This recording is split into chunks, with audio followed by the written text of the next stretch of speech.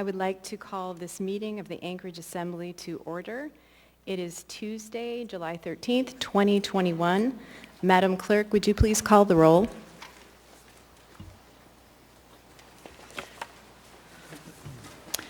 Yes, Madam Chair. Mr. Weddleton? Here. Ms. Allard? Here. Mr. Peterson? Present. Mr. Rivera? Present. Ms. Kennedy? Here. Ms. LaFrance? Here. Mr. Constant? Here. Ms. Zalatel? Here. Mr. Dunbar? Here. Mr. Perez-Verdia? Here. Ms. Quinn Davidson? Here. You have a quorum. Thank you, Madam Clerk. Mr. Tim Potter, would you lead us in the Pledge of Allegiance?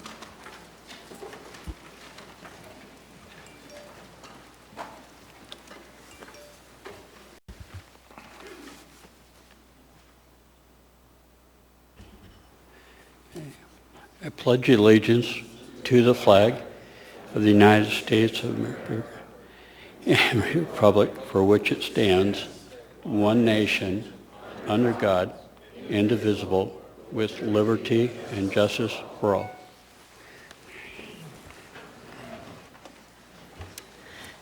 Mr. Weddleton, would you lead us in the land acknowledgement, please? Or read it, please?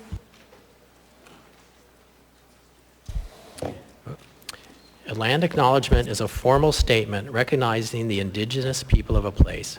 It is a public gesture of appreciation for the past and present indigenous stewardship of the lands that we now occupy. It is an actionable statement that marks our collective movement towards decolonization and equity. The Anchorage Assembly would like to acknowledge that we gather today on the traditional lands of the Dena'ina Athabascans.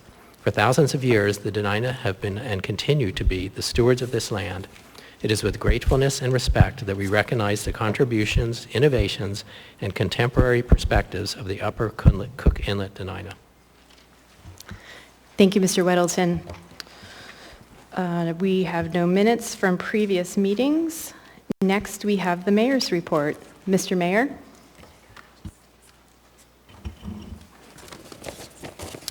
Thank you, Madam Chair. Good evening, everyone. It's my honor to join the members of this body in what marks my first Assembly meeting as Anchorage Mayor. As I told the residents of Anchorage upon my swearing in, many great leaders have stood before me, men and women, lifelong Alaskans, business people, and public servants. Each came into office with a shared commitment to serve and to leave this community a better place. I am honored to take up the torch on behalf of the residents of this city with the vision for a stronger, brighter, and more resilient community. Our first 2 weeks in office have been focused on bringing our community together and getting back to business. We've held dozens of meetings, conducted significant outreach with community partners and stakeholders, and are beginning to work to engage with thousands of municipal employees, great employees I might add, that work each and every day to keep the wheels turning and the lights on.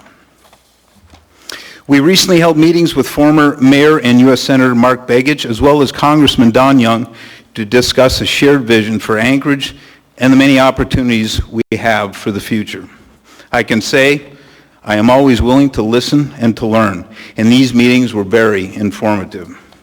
I recently met with Labor's local 341 business manager, Joey Merrick, for a first-hand visit to their training facility. Alaskan workers, especially the laborers, are the backbone of our economy, and we need to ensure our workforce is ready and trained to fulfill the needs of our state as we make a strong recovery.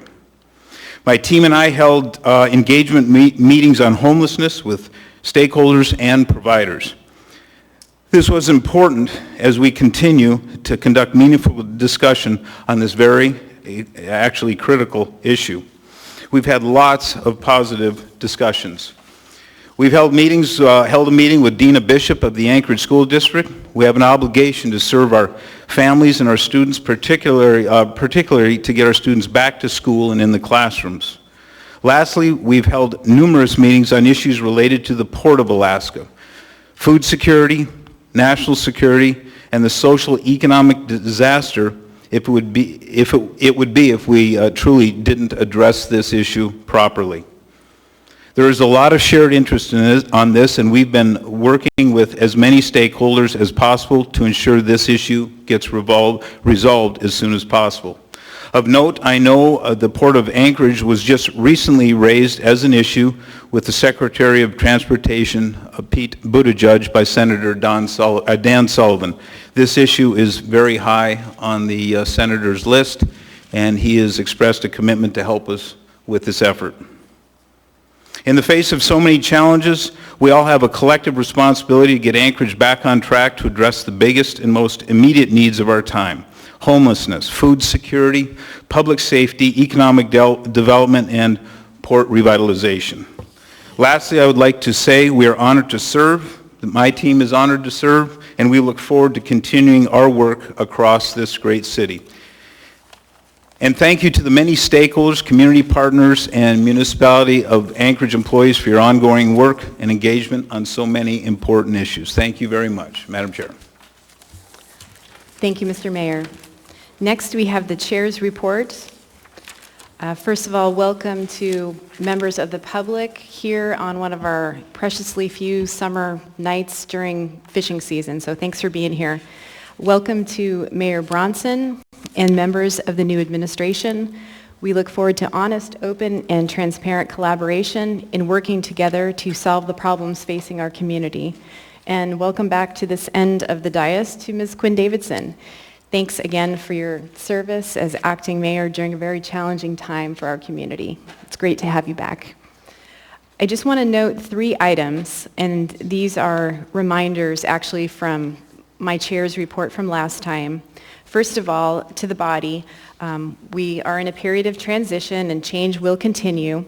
One change tonight is that following the initial audience participation, while members of the public will still be able to sign up to participate at the end of the meeting, when we get to the end of the meeting, we'll begin with members of the public who are here in person. And then once we get through everyone in person, then we'll go through the phone list, and just a heads up to members of the public, it could be really late if you're on that list and we give you a call. As a legislative body, we've started work on updating our Assembly's strategic plan. This is a public document created 2 years ago that contains our Assembly goals relating to public safety, economic development, housing and homelessness, and quality of life. And at Friday's Rules Committee meeting, Mr. Rivera walked us through a process and presented the idea of creating a framework or rubric that would help us evaluate if a policy idea or a piece of legislation is aligned with the goals of our plan. So more will be coming on the next steps soon. Second, at the last regular meeting, I paraphrased a previous chair of the Assembly who often noted, we are here to conduct the city's business, and this is a reminder that we will be using Robert's rules more to structure our proceedings so that we get through as much of our business as we can during our regular meetings. That includes reinstating the practice of speaking twice to an item and allowing those in the queue who haven't yet spoken on an item to speak before other members speak again. These practices assume that members will come to meetings prepared by reading through the binder in advance and sending questions to the administration before the meeting. And then finally, I'll also repeat my comments from last time that a big part of conducting the city's business is ensuring that public participation and public testimony is conducted correctly. As has been the past chair's practice, I'll be reading through the rules of the Assembly chambers in William-Marston before we begin initial audience participation. I ask that all members of the public who are here, whether to speak or listen, to please share this responsibility of welcoming all members of the public to these chambers. We know that we all won't always agree with each other. Often we will strongly disagree. That makes it all the more important that we maintain respect in these chambers. This is one of the ways we protect and safeguard our democracy. I ask that we extend this courtesy of respect to each other so that the policies we enact here reflect a robust exchange of ideas and best serve the needs and interests of our very diverse community. Thank you. We will now move on to committee reports, and we'll start on this end with Mr. Weddleton. Oh, thanks. Community Economic Development Committee is continue work on, how we handle rights-of-way and easements that the city hasn't really asserted over the years, and we'll kind of continue, really get that jump-started this summer. And we have a meeting this Thursday at 9 a.m. at the Public Works Building where the assessor will be available, and we'll have a discussion looking at the routines for valuing large lots, generally, vacant lots. It's sort of a tricky bit of information. We've gotten some thoughts on that from many people on Hillside and Eagle River and Girdwood as well. Thanks. Thank you, Mr. Weddleton. Ms. Allard? Thank you, Madam Chair. So yesterday I had a meeting with the Chilliwack Eagle River Parks and Rec in regards to the audit report, and it sounds like the board understands what's going on. Will be addressed either through human resources and or through the audit, and we'll continue to make sure we monitor that progress. Thank you. Thank you, Ms. Allard. Mr. Peterson? Thank you, Madam Chair. The Ethics and Election Committee met on June 30th. We got an election update and a statistic review of the 2021 mayor's election. Thank you. Thank you, Mr. Peterson. Mr. Rivera? Thank you, Madam Chair. On June 30th, the Municipal Audit Committee met to review AIM 98-2021, an internal audit report on Eagle River Chilliwack Parks and Rec Division on P-card purchases, which Ms. Allard alluded to.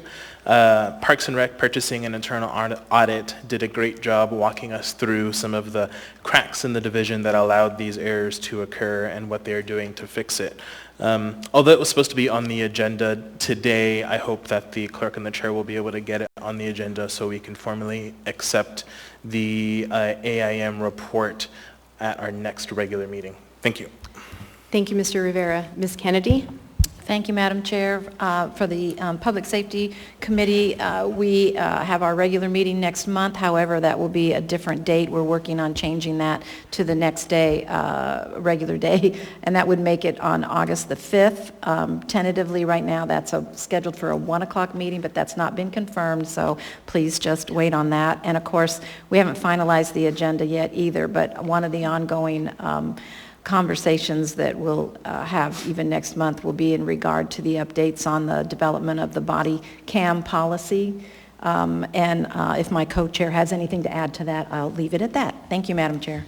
Thank you, Ms. Kennedy. Mr. Constant? Thank you, Madam Chair. The Enterprise and Utilities Oversight Committee's meeting for this month is canceled. Thank you.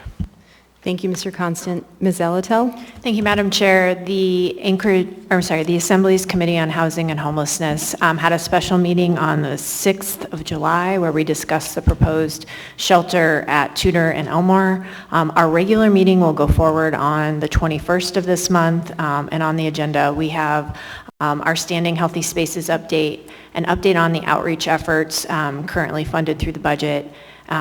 We will learn about the by name list and point in time count from the coalition, as well as receive a mass care update. Thank you. Thank you, Ms. Zelatel. Mr. Dunbar? Thank you, Madam Chair, and thank you for the opportunity to be the chair of the Budget and Finance Committee with my new vice chair, Ms. Quinn Davidson. Our regular meeting will be this Thursday, the 15th, from 11 a.m. from noon to 1:30 p.m.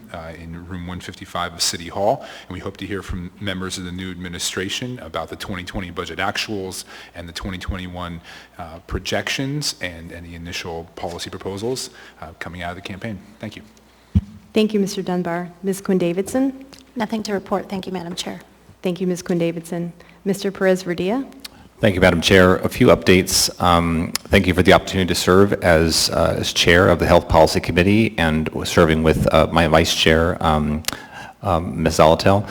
At the meeting, we had the opportunity to get updates from the division managers as well as the epidemiologist, and had an opportunity to meet the interim, is that what you would call?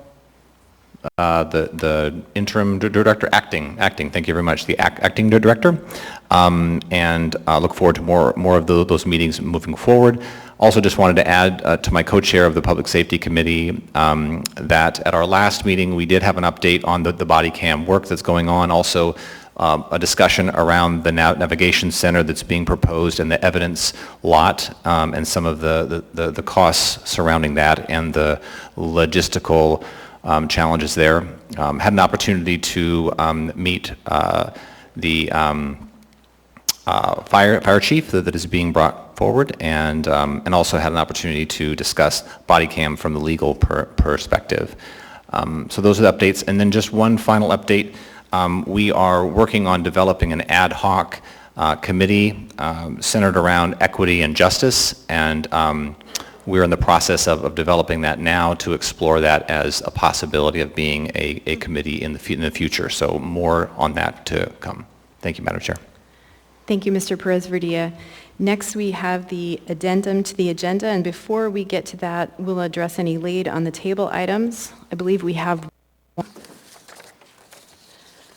an S version to AR number 2021-238S, a resolution of the Municipality of Anchorage reappropriating $5,764,000 of fund balance previously appropriated in AO 2020-99 as amended for the purchase of specific properties for homeless-related purposes, real estate department, and reappropriating from Federal American Rescue Plan Act ARPA funds previously appropriated in AR 2021-167S as amended, $250,000 for fleet inventory replacement, maintenance and operations department, and $50,000 of unallocated funding for a total of not to exceed $6,064,000 to design, procure, and construct a homeless and transient shelter in the Municipality of Anchorage Maintenance and Operations Department. And because this is an S version, it can be laid on the table without a vote. And as I have just read it into the record, it is now, it will now be part of our agenda.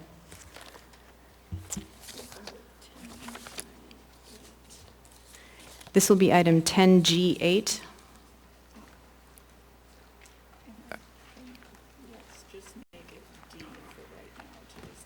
Okay.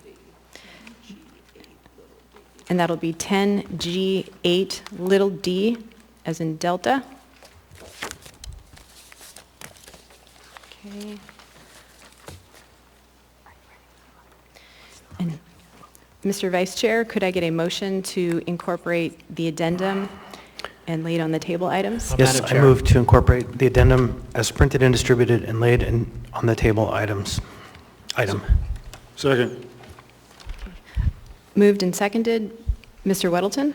I have a question on the S version that was just laid on the table. Is that appropriate right now, or? I got in the queue, but I think you missed it. I apologize, Mr. Weddleton, I missed you. Can we go ahead, Madam Clerk? Is it a procedural question? Yeah. Go ahead, Mr. Weddleton. Not sure I've seen an S version put on something that's not introduced yet. So what is, if this stays on the consent agenda and it's introduced, which is introduced? Both of them or just the S version? Madam Clerk, did you want to address that? No? Okay. Both of them will be introduced as together. Okay. Okay. Mr. Constant or Mr. Vice Chair? Thank you. So if you notice, the item number is 10G8, and so the whole package will be swept up, including the original, the S, and all of the appended documents that come with it. So then we have the public hearing on the single item, and then the process moves forward from there. All right, thank you, Mr. Weddleton. Thank you, Mr. Vice Chair. Okay, asking for unanimous consent on the motion to incorporate the addendum as printed and distributed. Okay, seeing no opposition, that passes. Okay, that brings us to appearance requests and initial audience participation. We do not have any appearance requests, so we'll go ahead and move to initial audience participation.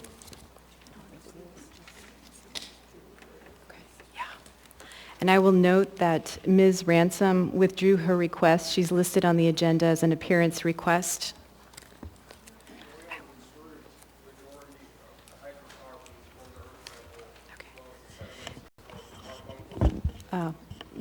Sir, I will go ahead and read the Thank you.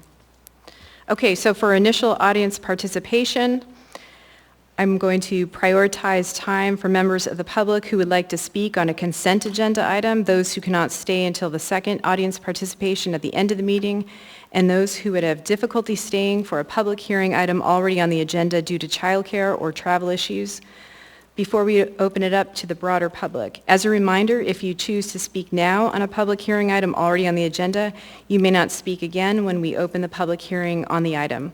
Also, if you choose to speak now, you cannot speak again during the final audience participation.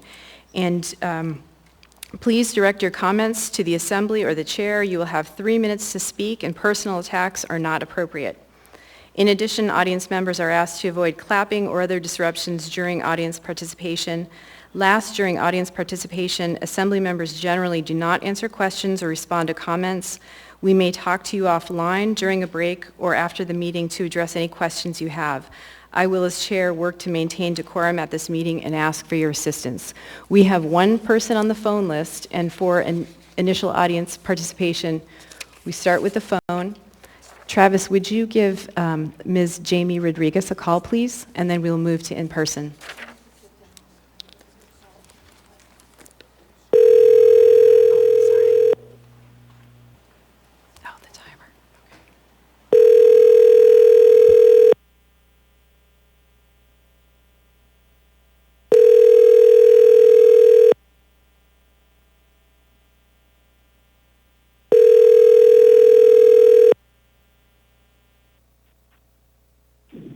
Hi, this is Jamie.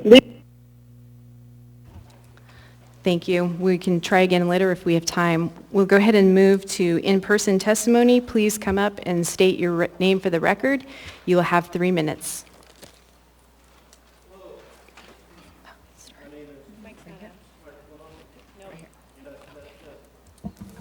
Test. Dustin Darden. Good evening. Thanks for coming out tonight. This is a very urgent, my name's Dustin Darden, D-A-R-D-E-N. The clerk is now serving you with a very critical document. It is what it is, it's this right here, it's a legal notice. So you're being put on notice.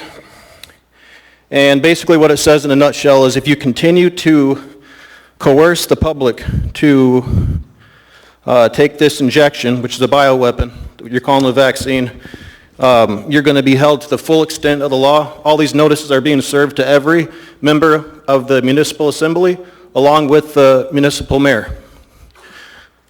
To protect from the ongoing tyranny, I urge the new executive administration to add this document to the Muni website for our municipality of Anchorage and take down all COVID-19 bioweapon information on the website. This form has the ability to save and grant legal security to the retention of people's jobs that are given an unlawful ultimatum of taking the New World Order injection or be fired. Furthermore, I have provided you with an additional document, this document right here. I want this on the website too. I request you make a motion to put this on the website or just do it executively. It's on the back. That you add this document to save the lives of the people because the federal administration has announced they're doing a door-to-door inspection of people for this bioweapon. The sign says, "Attention!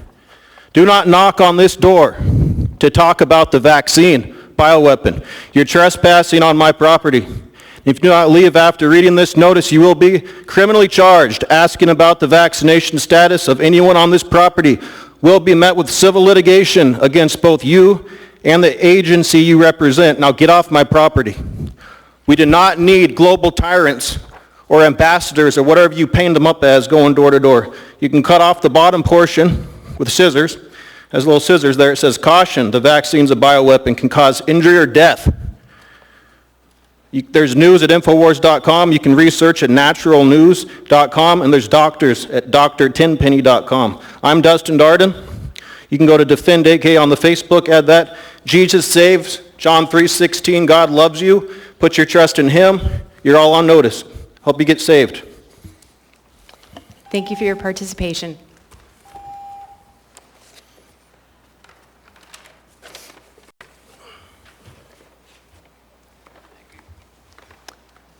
Welcome.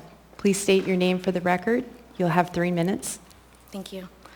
My name is Mercedes Curran.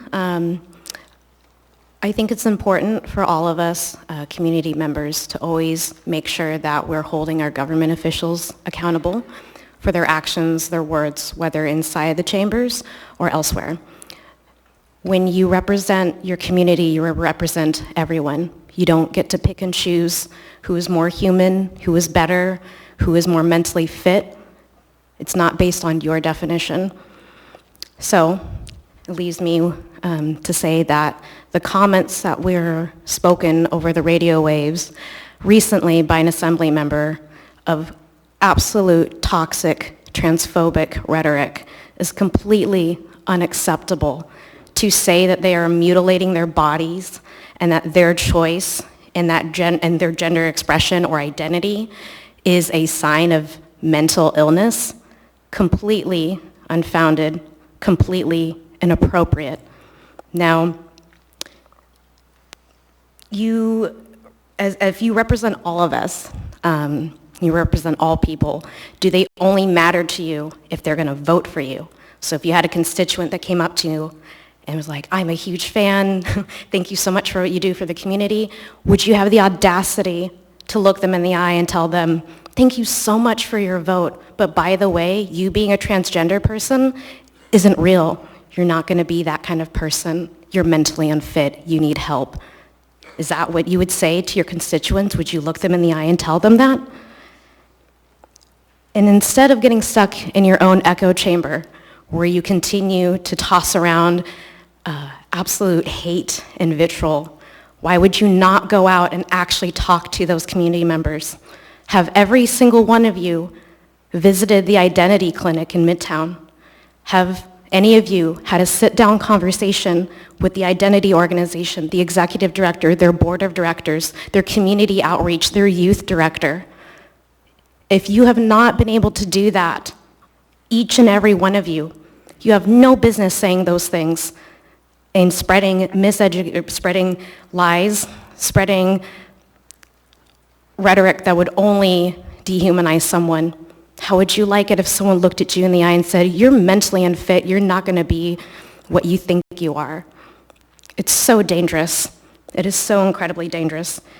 So I would encourage you to, instead of rolling eyes or looking away or just continuing to speak into that echo chamber, that you actually get educated, you speak to the people that you spread hate about, and that you can actually treat them with dignity. Treat others the way you want to be treated. Thank you. Thank you for your participation. Welcome. Please state your name for the record. My name is Andrew Gray. I'm the treasurer of the Campbell Park Community Council, and I speak for myself. With its current estimated cost of $22 million, the mayor's proposed mega homeless shelter at Elmore and Tudor should not be pursued.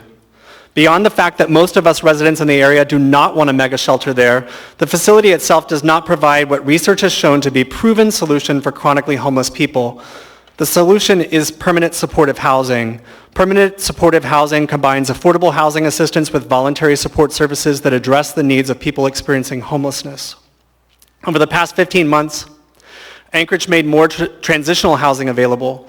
The Aviator Hotel downtown and the Alex Hotel in Spenard, for example, but those sites will cease to function as transitional housing now that the tourists are back.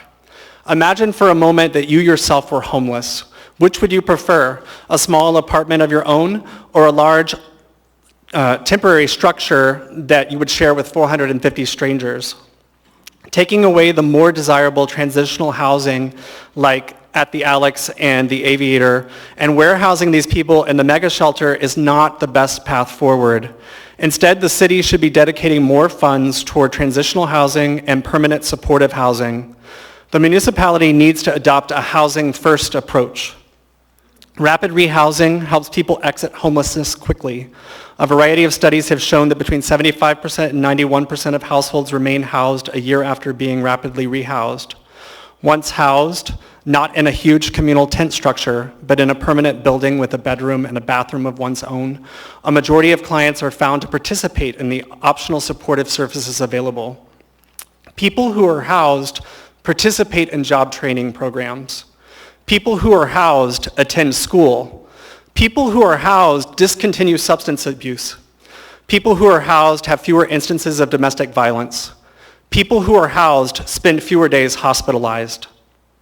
According to one study of a Housing First program, the decreased use of emergency services, hospitals, jails, and shelters amounted to an average cost savings of $31,545 per person over the course of 2 years. In other words, this approach is a cost savings for the city.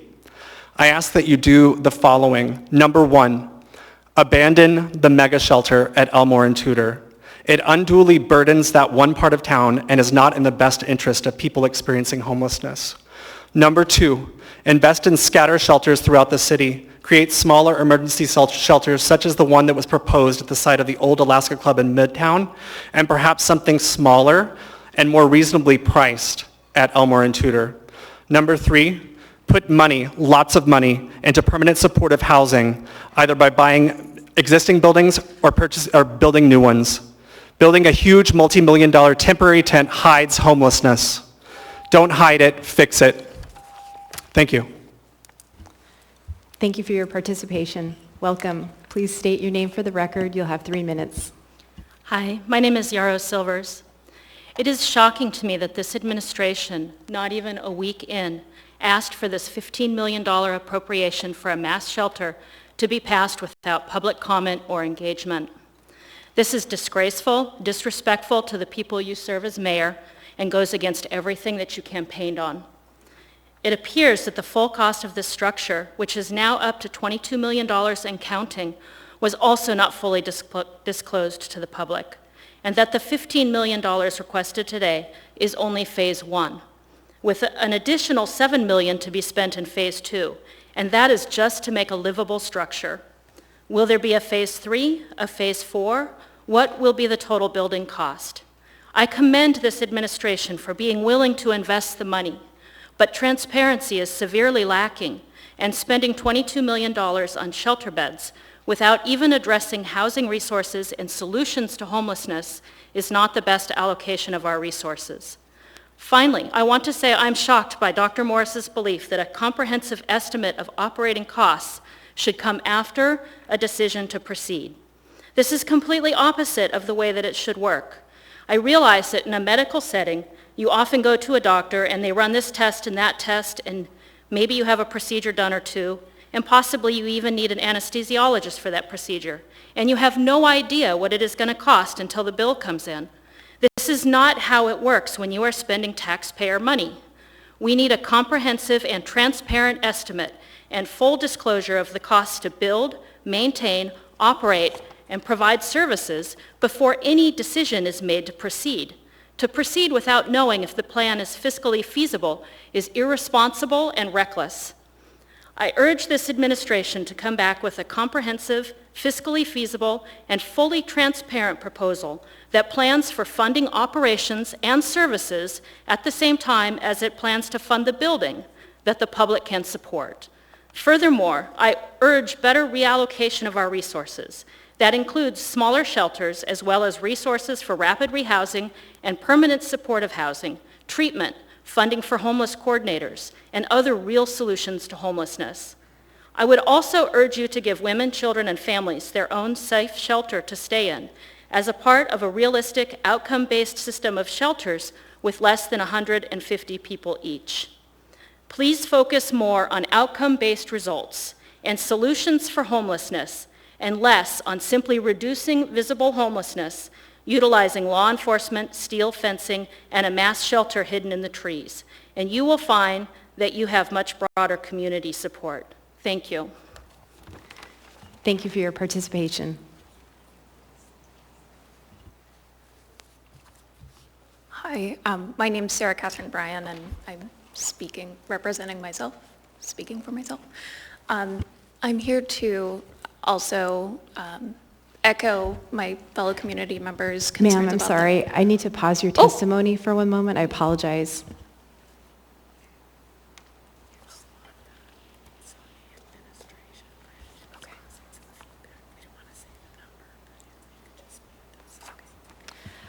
If folks who are on the bridge could please mute themselves, we're getting some feedback. Thank you. Sorry, ma'am. You can go ahead and proceed. No problem. My name's Sarah Catherine Bryan. Still. I'm here to represent the spirit of compromise that I sense in the new agenda items for tonight's meeting. I am concerned about the city reneging on its commitment to buy the Alaska Club.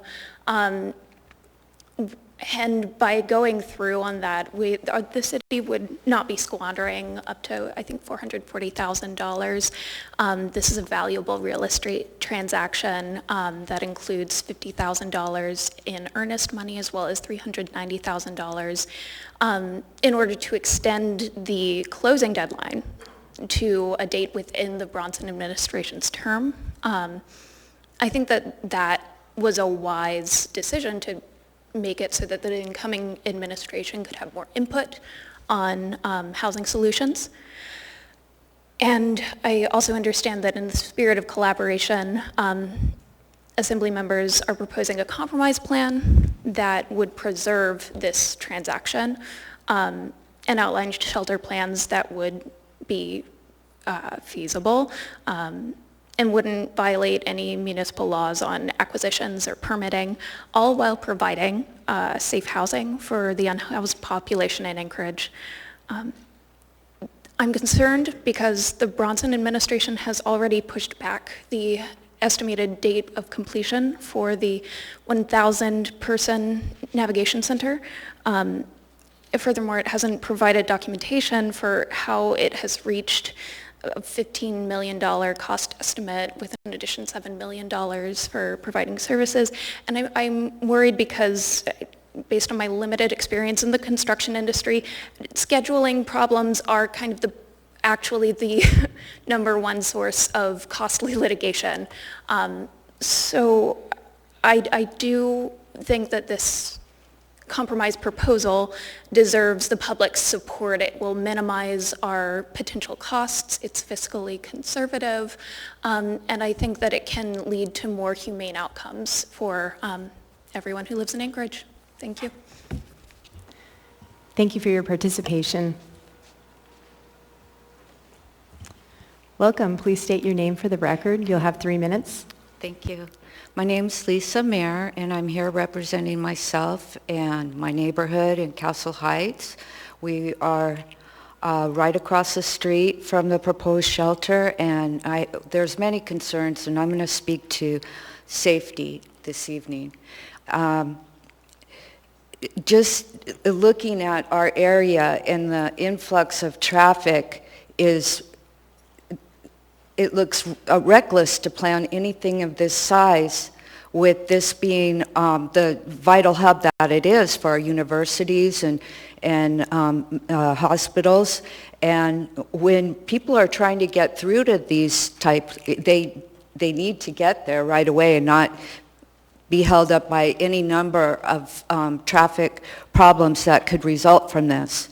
The plan for crossing the street, I have heard, is the Sky Bridge, and that's not used, and it's not very safe either. There's a lot of areas in our neighborhood that have wooded areas that need to be cleared. These are not only blind issues for traffic, turning, and it's also places where we're going to be finding tents soon, I'm sure. This proposal is too much for any one neighborhood, but particularly mine. I believe UMed, and this is just reckless, in a word. Thank you for your time. Thank you for your participation. Welcome. Please state your name for the record. You'll have 3 minutes. I was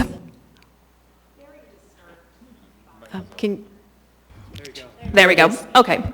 I was very disturbed by Dr. Morris's presentation at the community presentation on his proposed shelter. He told us that people may die all the time, and there wasn't anything they could do about it. I would like the city council and the mayor to remember the names of Janine Leopold and Nina Leibowitz.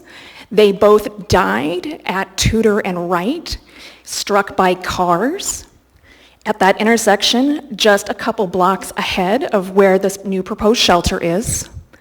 The state and the city are both responsible for that dangerous pedestrian intersection and the lack of supportive housing and affordable housing in this city. Per an ADN article published November 30th, 2020, the DOT for the state of Alaska says that section has the second highest pedestrian fatality rate in the state, with 28 crashes in 10 years, involving pedestrians, not involving just cars. Regional traffic engineer Scott Thomas stated, the increased crash rate and the higher than acceptable fatal rate for pedestrian crashes is unacceptable. The Anchorage Gospel Mission, which is the homeless shelter currently in the College View neighborhood, says that the road is also unsafe. And part of that reason that road is unsafe is that because that neighborhood is a USDA food desert, the Holiday gas station is where lots of people cross the street to go get food. And that Holiday station is nowhere near the Skywalk. And it's nowhere near the other intersection at Tudor and Old Seward. And so people are going to cross the street illegally there more often because they're going to need to stop at the Holiday before they go into the shelter at night. And so we need to address pedestrian safety in that intersection before we build any type of housing there. Also, I question about who is going to build this. It seems suspicious, especially as Alaska Structures builds identical structures to the one proposed by Sprung. And they are a local business with experience with Alaska weatherization, and they're not from Utah, building shelters in California and Texas. And I would ask that they be consulted on the projections presented by the Sprung and the Bronson administration. Thank you. Thank you for your participation. We do have a member in the queue for you, ma'am. Would you stay, please? And would you repeat your name for the record? Chick Vaughn. You want to come up to the microphone? Ms. Allard? Thank you, Madam Chair. So my question to you is, you knowing all these statistics, did you come up to the prior administration and testify on any of these issues before, or did you bring up the Golden Line where the location is on Tudor and New Seward? I would agree that the Golden Line is not a great location, but it's a location, and I feel that some of the pushback that the Golden Lion and the Alaska Club are receiving is due to the Tudor area neighborhood, which is a high-income neighborhood for the city of Anchorage, who do not want the homeless in their city. I used to work at the Providence Family Clinic on 36th. There used to be a bus stop that brought the homeless and the unhoused to their doctor's appointments. That was removed by the city several years ago. And I don't know if you've ever had to turn down a 60-year-old unhoused woman crying because she's 6 hours late for her doctor's appointment and the taxi company wouldn't accept her voucher to get here, and so she walked from downtown to 36th. But I have, and it's not pleasant. Okay, so then Chair, may I follow up just real quick? Go ahead. So you have never brought those issues up to the prior administration. This is the first time I'm hearing you here in the chambers. So you've never brought any of these issues up to the prior administration? Just for clarification. I have a job. I work. Oh, thank you. I would also like to say that genetic brunettes like yourself don't have any stones to be throwing when it comes to other people's bodies. Thank you, Ms. Allard. Thank you for your participation. Thank you. Madam Well, Chair. Yes, Mr. Vice Chair? Two things. I understand that there's an opportunity to return to the phone. And second, to the members of the audience, point of order, I just would like to remind folks that we should not be cheering, clapping, booing, so that we can have a respectful chamber and the order can be respected. Madam Thank Chair. you, Mr. Vice Chair. And we will return to the phone after Mr. Imbriani. And, Point of order. Yes, Ms. Allard? I would like to follow up to what Mr. Constant has said, and I would also like to remind us when we do have people testifying, which I'm fine with freedom of speech, but let's also reiterate that when you are sitting there testifying and calling assembly members names, that's also something. But I also do encourage you folks, if you want to say it, I can take it, so say what you need to say, freedom of speech. Thank you. Thank you, Ms. Allard. Welcome. Please state your name for the record. You'll have 3 minutes. For the record, my name is Louis Imbriani. Wasn't planning on testifying today, but hearing some of the comments that were made by people speaking before me are very reminiscent of things that we heard in this chamber from people who might be sitting, we'll say, on the other side of the aisle when it comes to 2066. Unfortunately, the chambers were locked and I was unable to testify because the public was shut out from those meetings when testimony was taken on CARES Act allocations for the different buildings. I totally agree that with whatever way forward, we do need to have a full cost estimate. We did not have those with the CARES Act buildings that were supposed to be procured, and we don't have a full estimate for the new plan either. And the due diligence process is needed prior to proceeding and allocating the funds, and I think we should learn from previous mistakes, but I will talk about that more when it comes up for public testimony, specifically to the ordinance. But I would like to ask the question to the Assembly, and since I have the municipal attorney and the Assembly attorney here, what do we do when the code and the charter butt heads, where they don't quite align with each other? One thing is specifically with the emergency orders or regulations under Anchorage Municipal Code 3.80.060. So it does call for emergency orders or regulations. However, Article 10, so Section 10.02 of the Anchorage Municipal Charter regarding actions requiring an ordinance, number 6, it reads, provide for a fine or other penalty, or establish a rule or regulation for the violation of which a fine or other penalty is imposed. End quotes. The emergency orders that were issued this past year all had a penalty clause. So I ask, if the order imposes a penalty, then is it really an order, or is it an ordinance by definition of the charter? And therefore, any emergency ordinance, something that imposes a fine or establishes a rule, would need a majority vote. So how do we fix the problem where the code and the charter don't meet? Thank you. Thank you, Mr. Imbriani. We do have a member in the queue for you. If you'd stick around, Mr. Constant. It's not a question, it's just a clarification. While the member of the public is certainly entitled to an opinion for the hearing on 2020-66 and all items in the month of August of last year, the public couldn't access the chambers but could testify by phone and email. So there were manners to make testimony happen. Thank you. Thank you, Mr. Constant. Okay, thank you for your testimony, sir. We're going to go back to the phone. Mr. Turner, would you get Ms. Rodriguez on the line, please?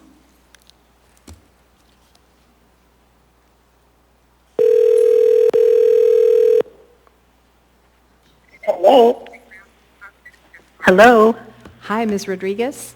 Yes, hi. Thank you for calling back. The phone rang online, Thank but you. it didn't ring here, and yet I saw your thing. So anyway, thank you so much. Apologies for that. You're here with the Oh, Anchorage no Assembly problem. for initial audience participation, and you'll have Yes. 3 minutes.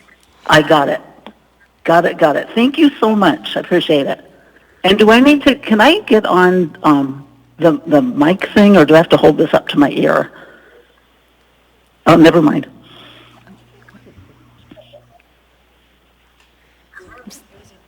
I'm sorry, ma'am, you can go ahead and continue. We can't hear you on this end. Okay. Can you hear me? Yep, can hear you now. Okay. Oh, man, that's so weird. It's delayed. Can you turn off your TV in the background? Yes, it's off. It's my computer. Can I start? Go ahead. Hi, my name is Jamie Rodriguez, and I'm calling in opposition of Nikki Shibaka's nomination for HR Director. As the Human Resources Director, Mr. Shibaka would be responsible for directing the key Human Resources Department and the employment of over 2,500 Muni employees. His duties would include overseeing the recruiting and hiring of new staff, strategic planning, and serving as a link between the organization's management and its employees, including negotiating contracts. He'd be responsible for compensation and benefits programs and staff training and development. Most importantly, Mr. Shibaka would be responsible for ensuring that all employees are treated fairly and in accordance with the law and applicable contract requirements. Mr. Shibaka's experience includes as an attorney in private practice and with the Civil Rights Division of the U.S. Department of Justice in D.C., 10 years as a pastor on the East Coast, and as a member of various boards, and 2 years as an assistant commissioner at the Alaska Department of Education and Early Childhood Development. He's obviously highly educated and skilled. However, none of these positions show the experience, training, or credentials that are necessary to direct the Human Resources Department of the largest city in Alaska. Human resource managers typically need a bachelor's degree in human resources, labor relations, or a similar field. They have work experience that give them an understanding of compensation, benefit plans, and local employment laws. They also typically have certifications beyond their education that indicate their professional expertise and credibility from organizations such as the Society for Human Resources Management, HR Certification Institute, and International Foundation of Employee Benefit Plans. While Mr. Shibaka is an attorney, nothing in his experience indicates that he has the necessary skills to run Anchorage's HR department. The director for the municipality of Anchorage is an important professional position, and it's important that the person who takes on this role is up to the task. Unfortunately, Mr. Shibaka is not that person. There are many excellent human resources professionals in Anchorage, and I strongly suggest selecting Ms. Rodriguez, actually, that's the end of your time, but I've got a member in the queue for you. Mr. Constant? Thank you.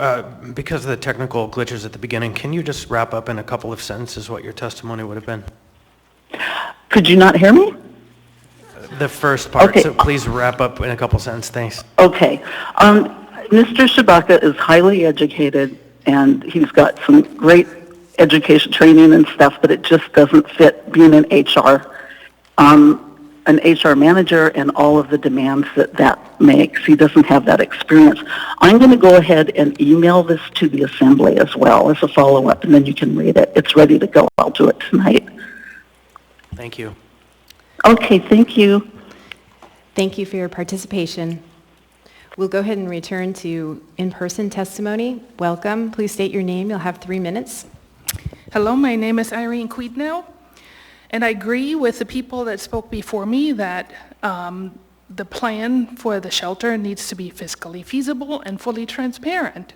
Those are all good questions, except that when you guys were planning to purchase 4 buildings for $40 million, just purchasing the buildings, these questions were asked and you had no answers.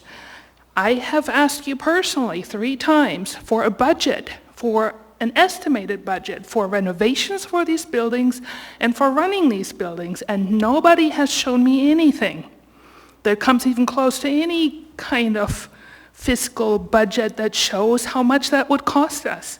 So yes, I'm all for these questions, but I want to remind people that the Assembly was going to purchase 4 buildings for $40 million, no renovation cost in the $40 million, no running cost in the $40 million. The other thing I want to remind people of, and I've testified to this before, that there was a point made that hopefully the procurement rules are followed and that there's a bidding process. I want to remind people that the Berkowitz administration, once the emergency started, and then the unelected mayor, because of the emergency orders, have circumvented regular procurement rules this whole time. And then, I don't have the notes with me, but 2021 33S was voted on, I believe, in March after, or May, I can't remember, but it was after the emergency order ended, and that was voted on by the Assembly, still giving the mayor the possibility to circumvent the procurement rules. So why were you not concerned about that? And now all of a sudden you are concerned about that. So like I said, I agree with your questions, but this Assembly before today has not answered these questions when they were asked by the people. Thank you. Thank you for your participation. Ms. LaFrance? Apologies, Madam Chair, I'm Ms. having trouble Quinn-Davidson? getting in. Thank you for your testimony. I just wanted to clarify that it was not $40 million. It was actually 12, and then I think 10 from the MLMP proceeds. So that number was incorrect for those of you listening. Thank you. Thank you, Ms. Quinn-Davidson, and we may be having an issue with the queue, so thank you for, okay. Operator error. Thanks. Welcome. Please state your name for the record. Hi, my name is Michelle, and I'm a blue-collar worker. I first showed up to these meetings last October, and I had absolutely no idea what I was doing. I just showed up because I saw the devastation that you were doing to Anchorage, to the blue-collar worker, and thought that you would care. And I would like to just say, what a beautiful site, thank you. And mostly my testimony today would be that I've been watching you guys from television. I've actively participated in all of your YouTubes while I am working. I listen. And I would like to say that I'm very excited about all these people who are suddenly showing out of nowhere that you guys used to tell us were terrified of all of us. And I would like to just say, welcome to those people who are suddenly showing up, but do your homework.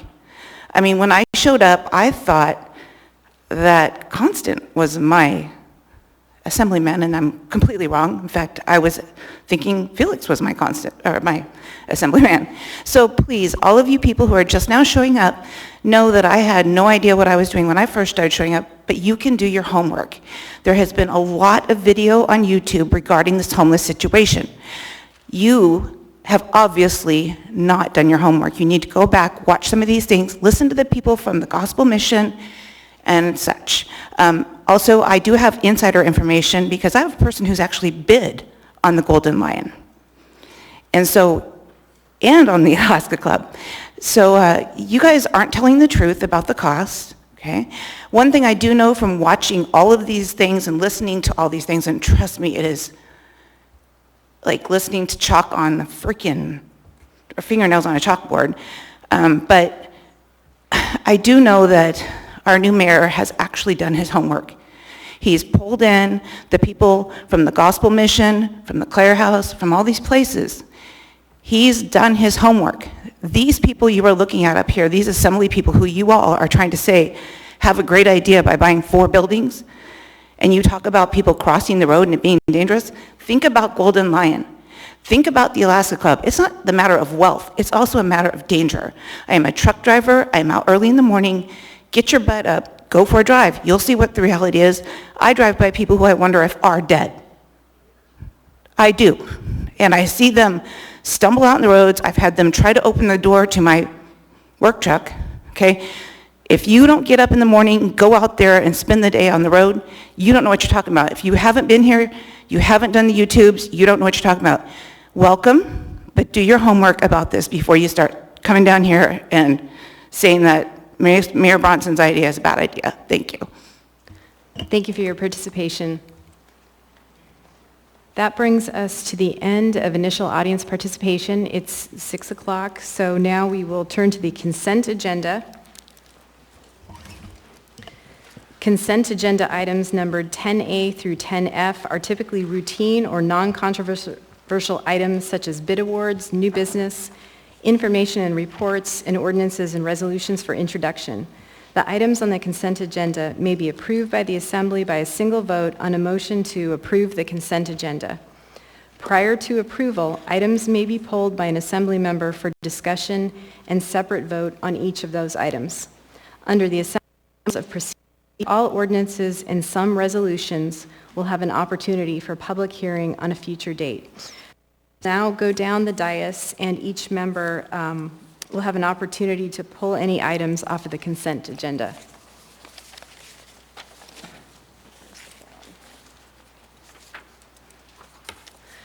We'll start with Mr. Perez-Verdia. Thank you, Madam Chair. No items tonight. Thank you, Mr. Perez-Verdia. Ms. Quinn-Davidson? No items for me. Thank you, Madam Chair. Thank you, Ms. Quinn-Davidson. Mr. Dunbar? Thank you, Madam Chair. No items tonight. Thank you, Mr. Dunbar. Ms. Zalatel? One item, 10A2, to present. Thank you, Madam Chair. Thank you, Ms. Zalatel. Mr. Vice Chair? Thank you. I would pull 10D11. And in the spirit of Mr. Weddleton, I would pull 10E4, which is just simply to say thank you to someone who donated. Thank you, Mr. Vice Chair. Ms. Kennedy? Thank you, Madam Chair. I'd like to pull item 10G8. Thank you, Ms. Kennedy. Mr. Rivera? Thank you, Madam Chair. I'd like to pull item 10A1. Thank you, Mr. Rivera. Mr. Peterson? Thank you, Madam Chair. No items this evening. Thank you, Mr. Peterson. Ms. Allard? Thank you, Madam Chair. It was already pulled. Thank you, Ms. Allard. Mr. Weddleton? I'd like to pull 10 Delta 8 and like Assembly Member Constant, 10E1.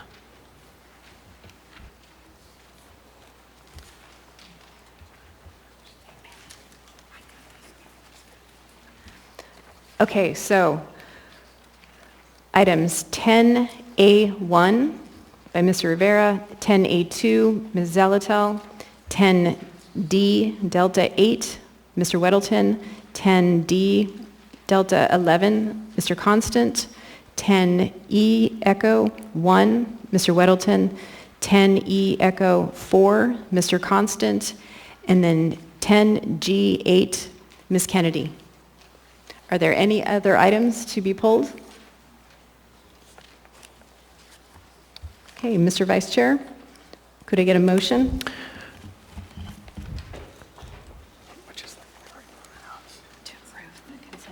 I move to approve the consent agenda with the exception of the pulled items. Second. Asking for unanimous consent. Seeing no objection. For the public's information, the Assembly has now passed or accepted all items in 10A through 10F except for the items that were just pulled, which we are going to take up next, or those that have been introduced for a future public hearing, which are all the items in the 10G section. If you were here to see action on an item listed on the consent agenda that was not pulled, those items have been passed or accepted.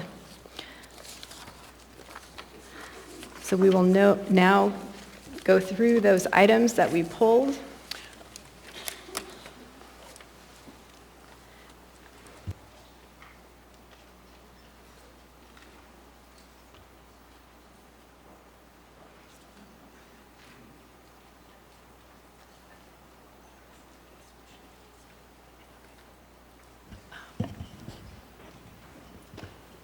Just one moment. I believe we're going to determine the order. It's good. We're good. No, let's, we have to go through the hearing on that. Let's do the for reading.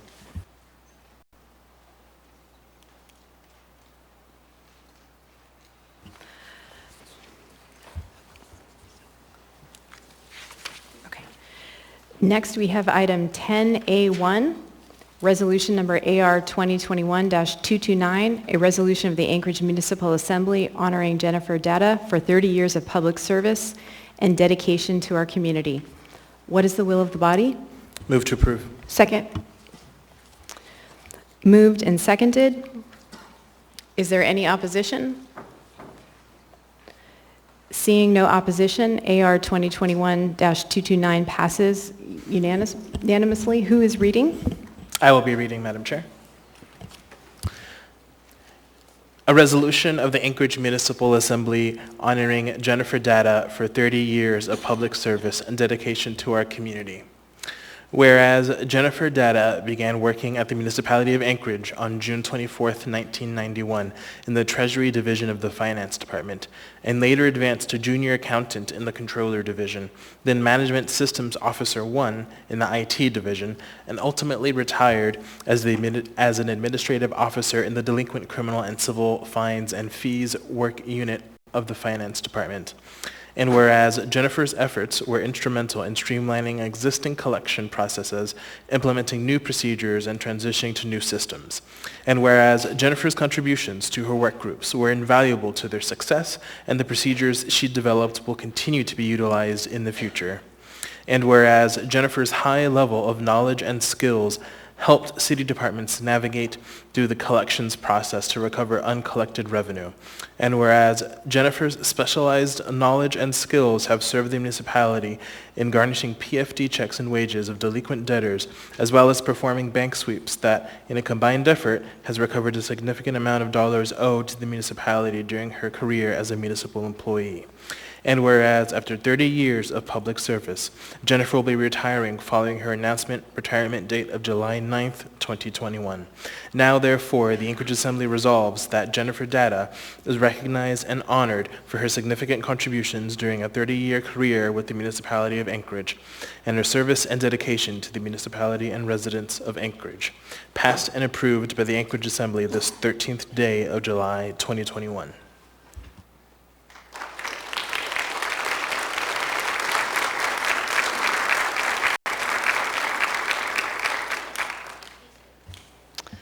Thank you, Mr. Rivera, and I understand that Ms. Data may be watching online.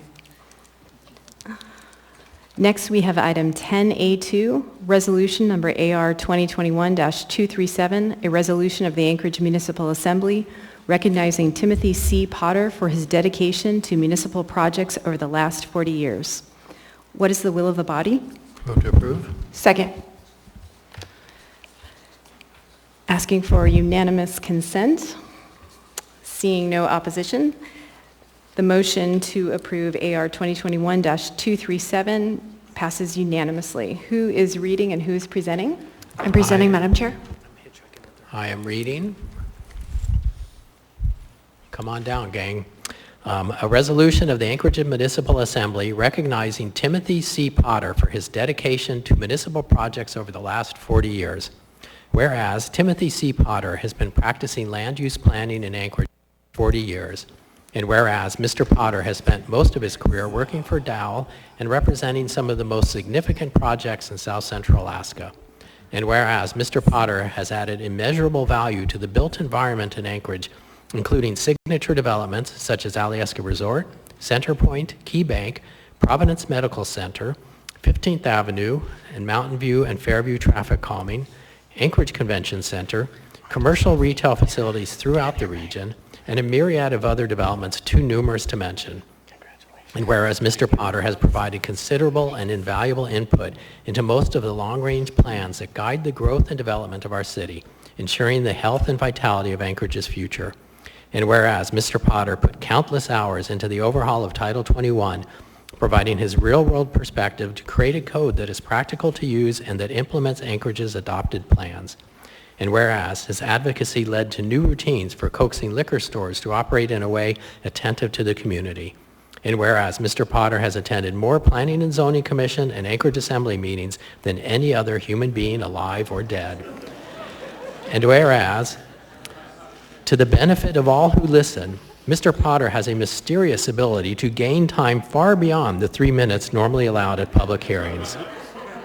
And whereas Mr. Potter has extensive knowledge of planning and development throughout Anchorage and a unique knowledge of where all the skeletons lay, which has deservingly and affectionately earned him the title Mr. History. And whereas Mr. Potter has mentored and helped shape the professional development of some of Anchorage's brightest and best planners, engineers, landscape architects, and land surveyors, as well as community council leaders, planning and zoning commissioners, and assembly members. And whereas Mr. Potter has donated his time and expertise to numerous organizations, such as co-chairing Anchorage Economic Development Corporation's Live, Work, Play Housing Group, Anchorage Skates, Girdwood 2020, and community councils. And whereas Mr. Potter's stature in the community is matched only by the soaring piles of documents on his desk that continually challenge the angle of repose, but in which he always was able to quickly retrieve a file, no matter its location in a pile. And whereas the Assembly and community express appreciation for Mr. Potter's dedication to Anchorage, and whereas Mr. Potter owes his career to Greg Jones, who hired him for his only 2 professional jobs, Planning Director at Gig Harbor and Planning Director at Dow. Whereas after 40 years, Mr. Potter is retiring from daily land use planning duties, and now therefore, the Anchorage Assembly honors Timothy Potter for his years of leadership in Anchorage's development. Passed and approved by the Anchorage Assembly this 13th day of July, 2021.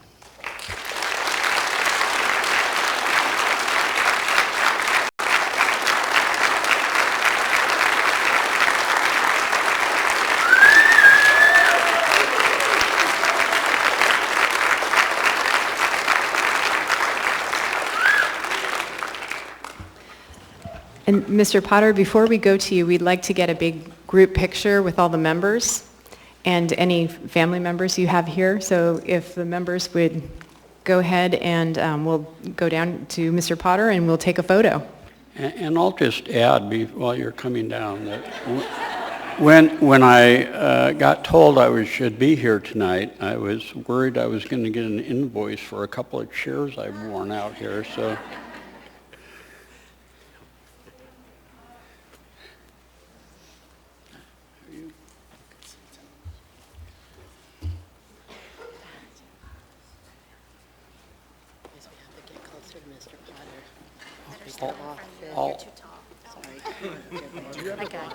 Also, I always think I am. I'm like, oh, sorry. Oh, actually, Charles tried to be here, but he got a call. I guess I should also add that's the first standing ovation I've ever gotten from the Assembly. Yeah.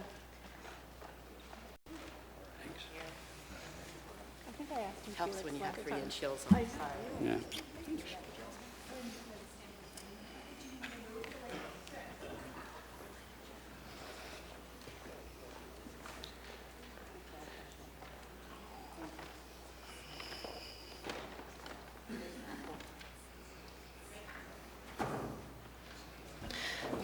So Mr. Potter, we'll go ahead and set the timer, and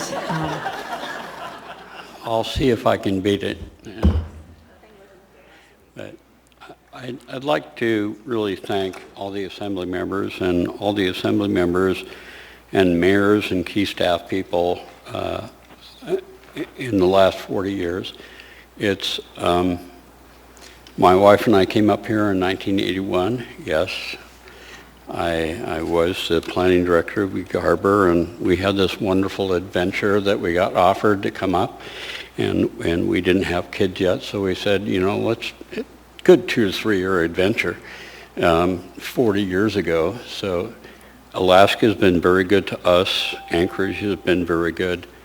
I've learned a lot. I've learned a lot from all of the Assembly members that I've had to work with. There have been some interesting ones. Cheryl Clemenson, I named the shortest road in Anchorage after her because of a kind of tough fight that we had going on. She delivered coal the first Christmas afterwards, the Costco on Burgaw, and then there was a headstone of some kind that showed up at work from Cheryl. But she did her homework. She worked very hard, and we used to joke about how when you took her hours and divided it into her pay, that she made about 8 cents an hour. And that may seem like an exaggeration, but I know the Assembly members. It is a tough job, and to do it right, you all put in an unbelievable amount of time. And I hope that the public that comes and testifies and follows you guys on TV and here understand the commitment that it takes to actually serve the public as a assembly member. It is a tough job. Many of you may have got seated and then said, now what do I do? Yeah, it's tough. Anchorage is a good town. You know, back when I first showed up, they used to have assembly meetings that didn't stop at midnight, and they met every Tuesday. And then you'd go across the street to the Blue Fox and continue working. So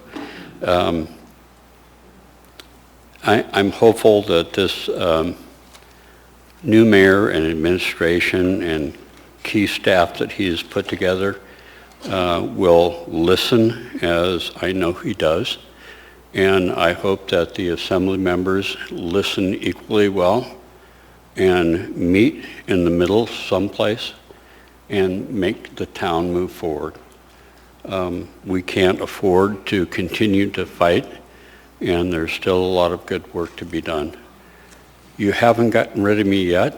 I'll hang around. You can call, ask for advice, ask where the skeletons are in your neighborhood, and if you need help or your community councils need help, give me a call. And just for the record, I do have a few more projects that I have on my to-do list that haven't come forward yet, but will. So you haven't seen the last of me. Thanks. Thank you, Mr. Potter. We do have a few members in the queue for you. Mr. Rivera. Thank you, Madam Chair.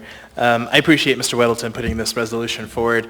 You know, usually after we give one of these resolutions to a member of the public or an employee, we typically don't see them again. But that is not going to be the case for you, Mr. Potter. Honestly, we probably could have written a whole second resolution just based off all of the amazing work that you've done with community councils. But I think it would probably be a bit preemptive for us to do that because the resolution is probably going to get a little bit longer. So I appreciate all of the work that you have done in our community, both on planning, but as well as all of the great work that you do for the Midtown Community Council and the Airport Heights Community Council. So thank you so much. Thank you, Madam Chair. Thank you, Mr. Rivera. Ms. Zalatel?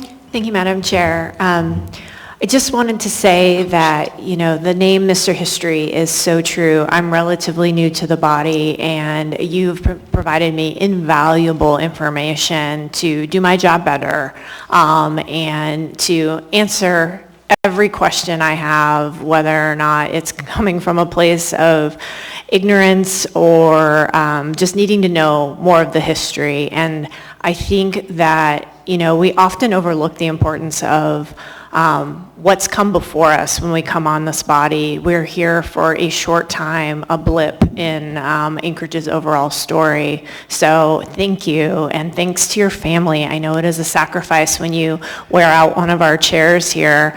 That's time you're not spending with your family. So I appreciate you and all the work you've done. Thanks so much. Well, thank you for the comments, Ms. Zalatel. Before I leave this podium tonight, I do have to express my gratitude to my wife for putting up with my absence on Tuesday nights and Monday nights and Wednesday nights and Thursday nights, and some days special meetings on Saturdays. So she carried a big part of the burden at home, raising a great son who is an Anchorage firefighter, EMT, and he married a wonderful, wonderful, very smart lady who is our daughter-in-law. We have a 2-year-old grandson and another one that will be here in 9 or 10 days. So it has been a nice place to be.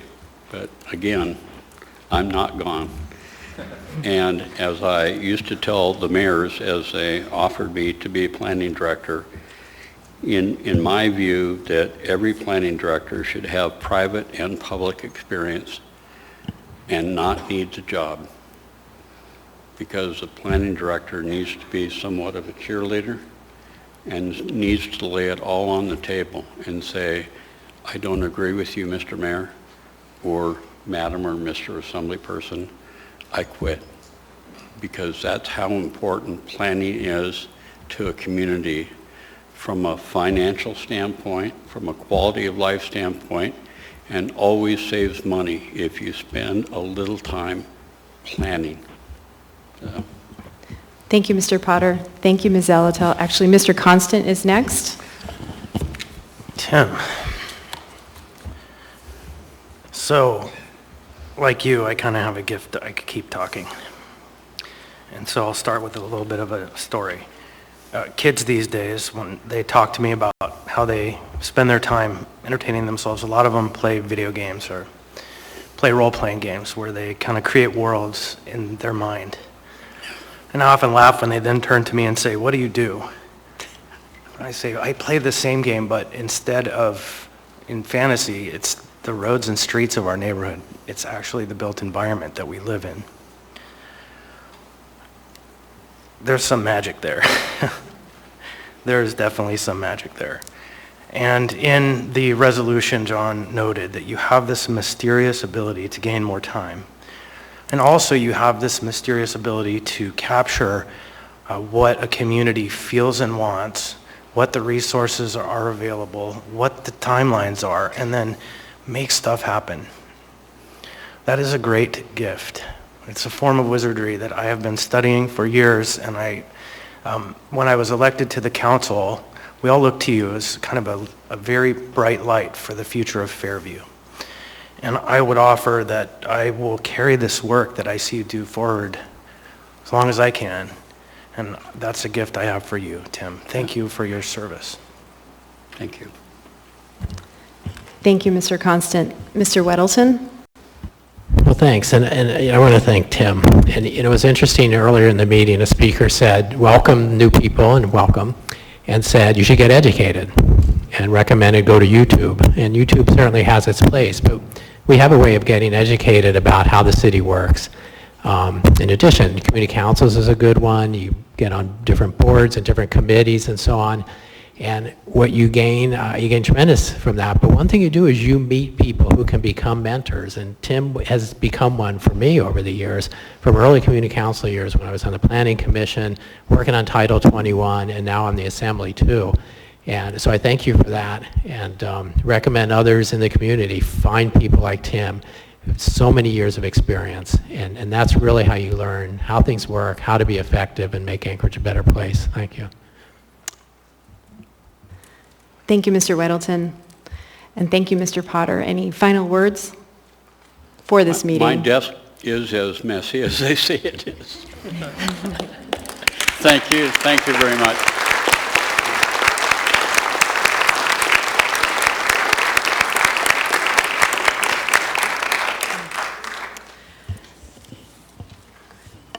Okay, before we continue on,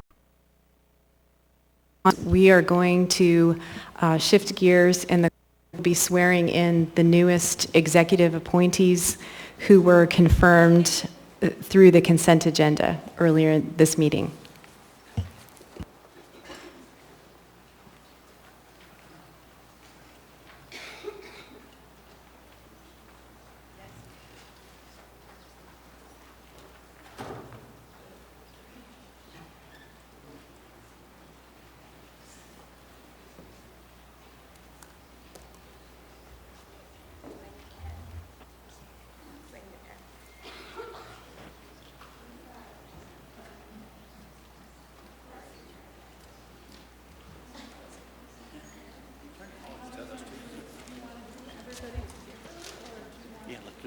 Is it all the same? Is it the same?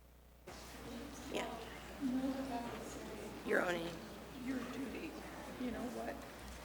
Yeah. So it's just slightly different for each person than you say your duties. So how do you want to do it? Together. Together? Do you want to do it together? Yep, together. Okay. Go team. Okay, so let's, Madam Clerk, can you speak the oath into the microphone? Just when you read it. Thank you.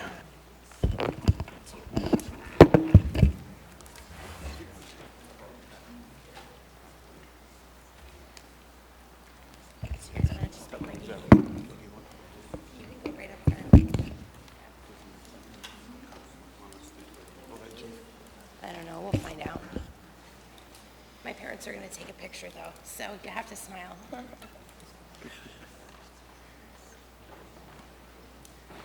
You'll get this to us? Yeah. Okay. Great.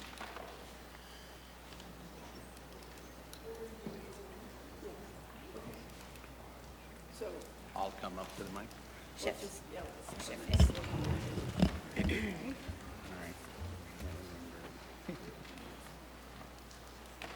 I'm going to just put these here in order for you.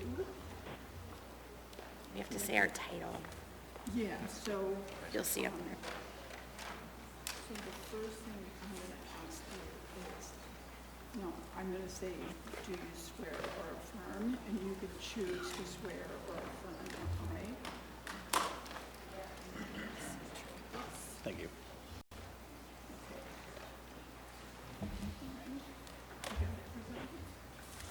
All right, so you can see what the oath is, and then what we're going to do is, you're all going to sign, and then I'll sign. Official. Okay. So, we want to make sure that we can hear you. Okay. On the, you know, I don't realize should I step aside or should I step back here? Okay. All right, so raise your right hand and repeat after me and speak loudly so we can hear you in the mic. When it comes to your position, say I will faithfully perform the duties, you can say your position, which is listed on the oath. All right. I solemnly swear or affirm. I solemnly swear or affirm That I will uphold the Constitution of the United States. that I will uphold the Constitution of the United States, The Constitution of the State of Alaska.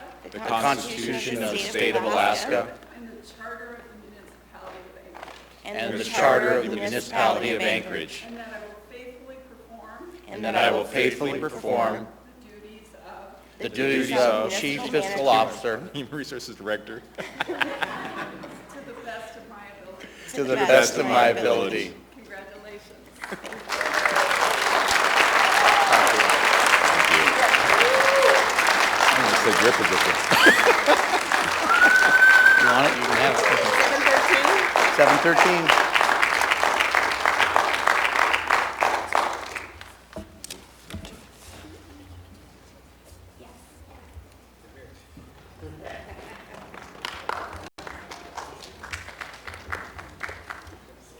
Do you need a piece of ID? Mickey, there you go.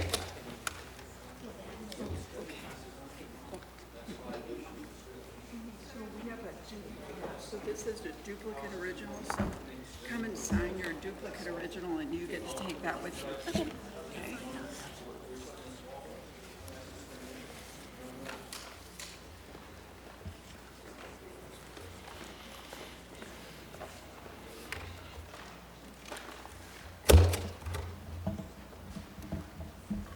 I'm not sure where we got that.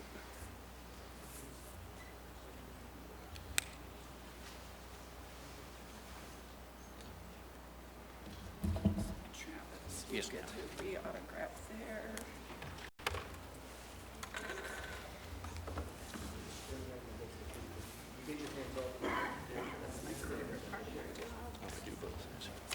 Slow burner.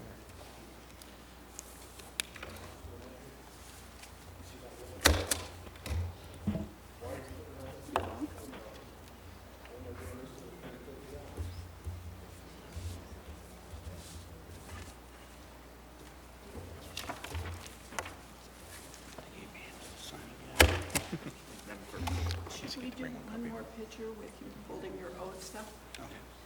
Amy, I think you got to sign it. This one.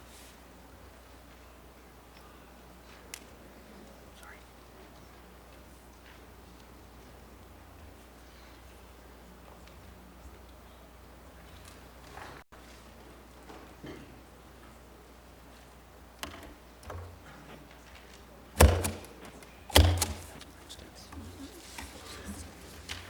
I think I have one more that I need to sign. Whose pen is this?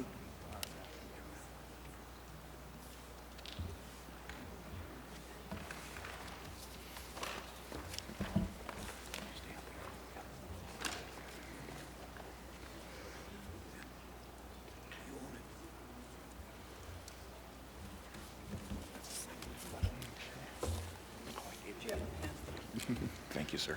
Sorry. It's okay. Just want to make sure I have 5 originals to file.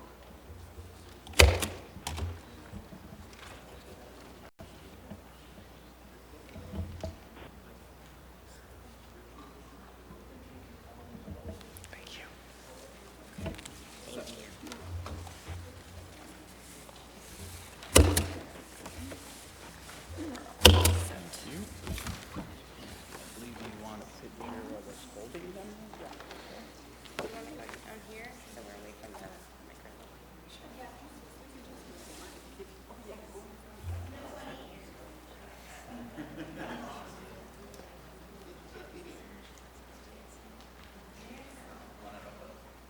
Okay, yes, please.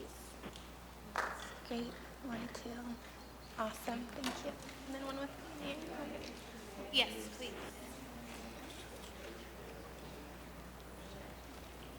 Okay. You want to have it open? Okay. Awesome, 1, 2. Thank you, guys. Thank you.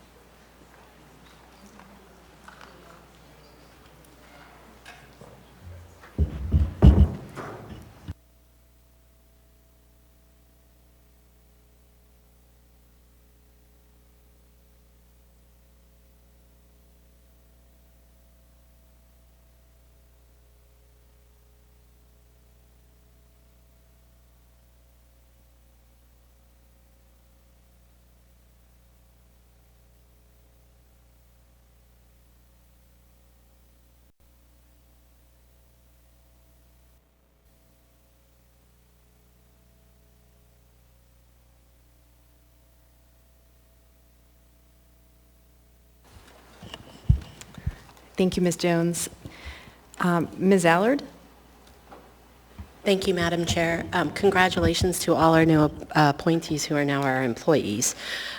What I wanted to say is that sometimes we get emails that aren't exactly supportive of some of our appointees, and that could just be because some folks in our community aren't exactly, I wouldn't say educated, just not knowledgeable of the background of certain individuals.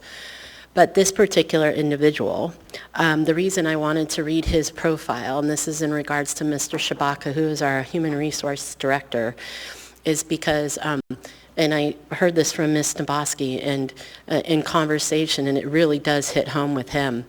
But when you're sitting in a room and sometimes someone thinks they're the smartest person in the room, I will tell you that Mr. Shabaka probably is.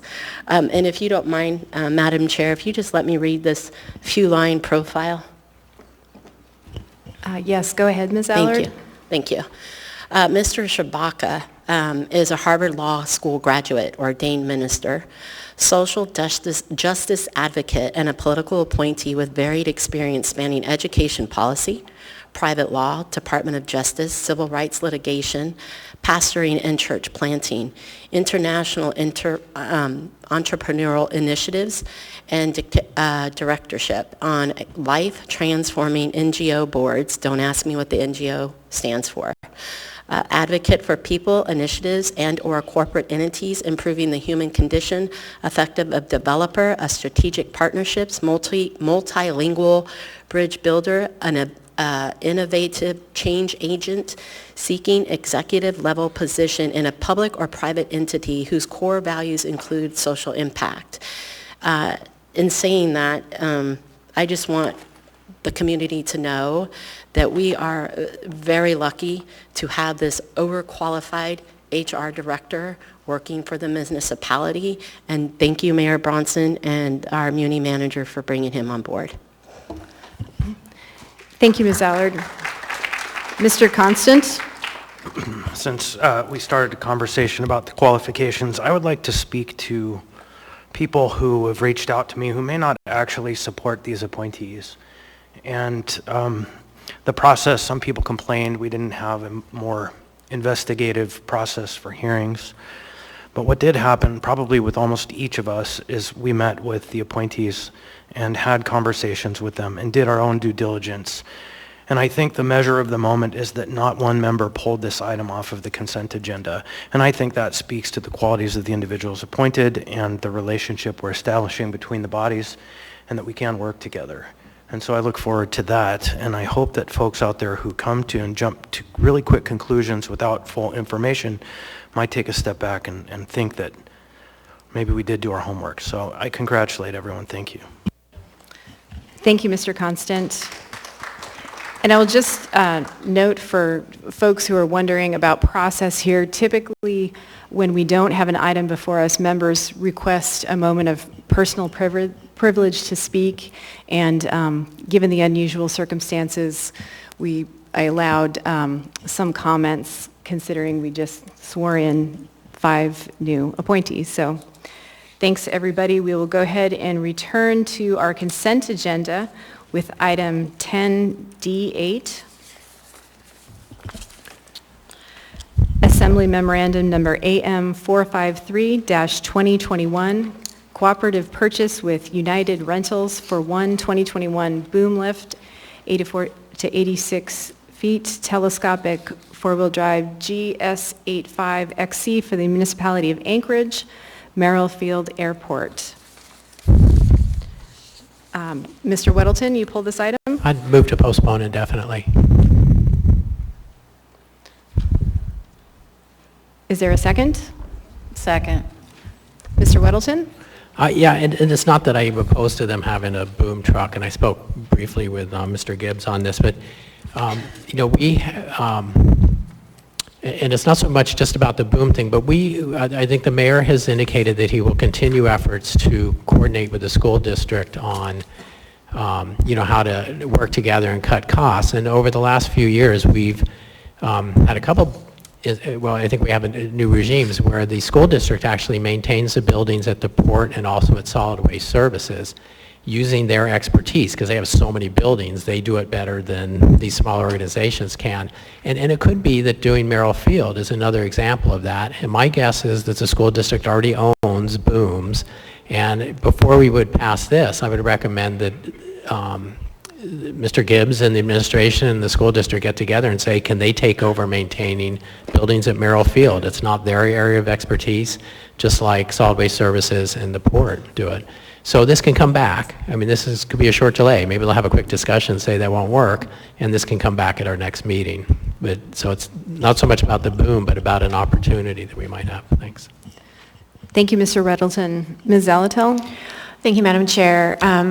I appreciate the idea, but I would prefer then to see it postponed to a date certain. I did ask some similar questions as to cost based on our current rentals, the time down for staff while they're waiting for the availability of a boom. I think we might run into some of those same issues in possibly sharing one with the school district. So I could be supportive of a delay, but not necessarily to postpone indefinitely. We don't see those items typically come back. And I think also this is something that had been brought forward by Mr. Gibbs in the initial proposals around the CARES Act funding the Merrill Field was bringing forward. So I wouldn't want to divert from those plans without more information. So if you were to choose to postpone to a date certain, we could investigate that possibility and learn more about how that might work with the Merrill Field's need for this piece of equipment. Thank you. Thank you, Ms. Zalatel. Mr. Constant? Thanks. I have 2 questions. I think one for Mr. Weddleton. Did I just hear you suggest that the port's buildings are maintained by the Anchorage School District? That's what they've told us, and we heard at meetings on that topic that the port and also solid waste services use the school district. I think that's in a very limited capacity. Is Ms. Walsh here? I thought I saw her earlier. Sharon? No, you've left already. I would love to explore that more because I don't believe buildings are maintained by the Anchorage School District out on the Port of Alaska. And the second question I have is for Mr. Gibbs.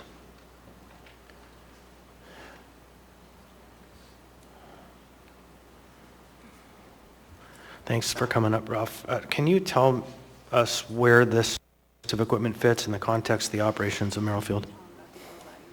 You have to hit the yellow button on the black box in front of you, yellow button. There you are. You're on.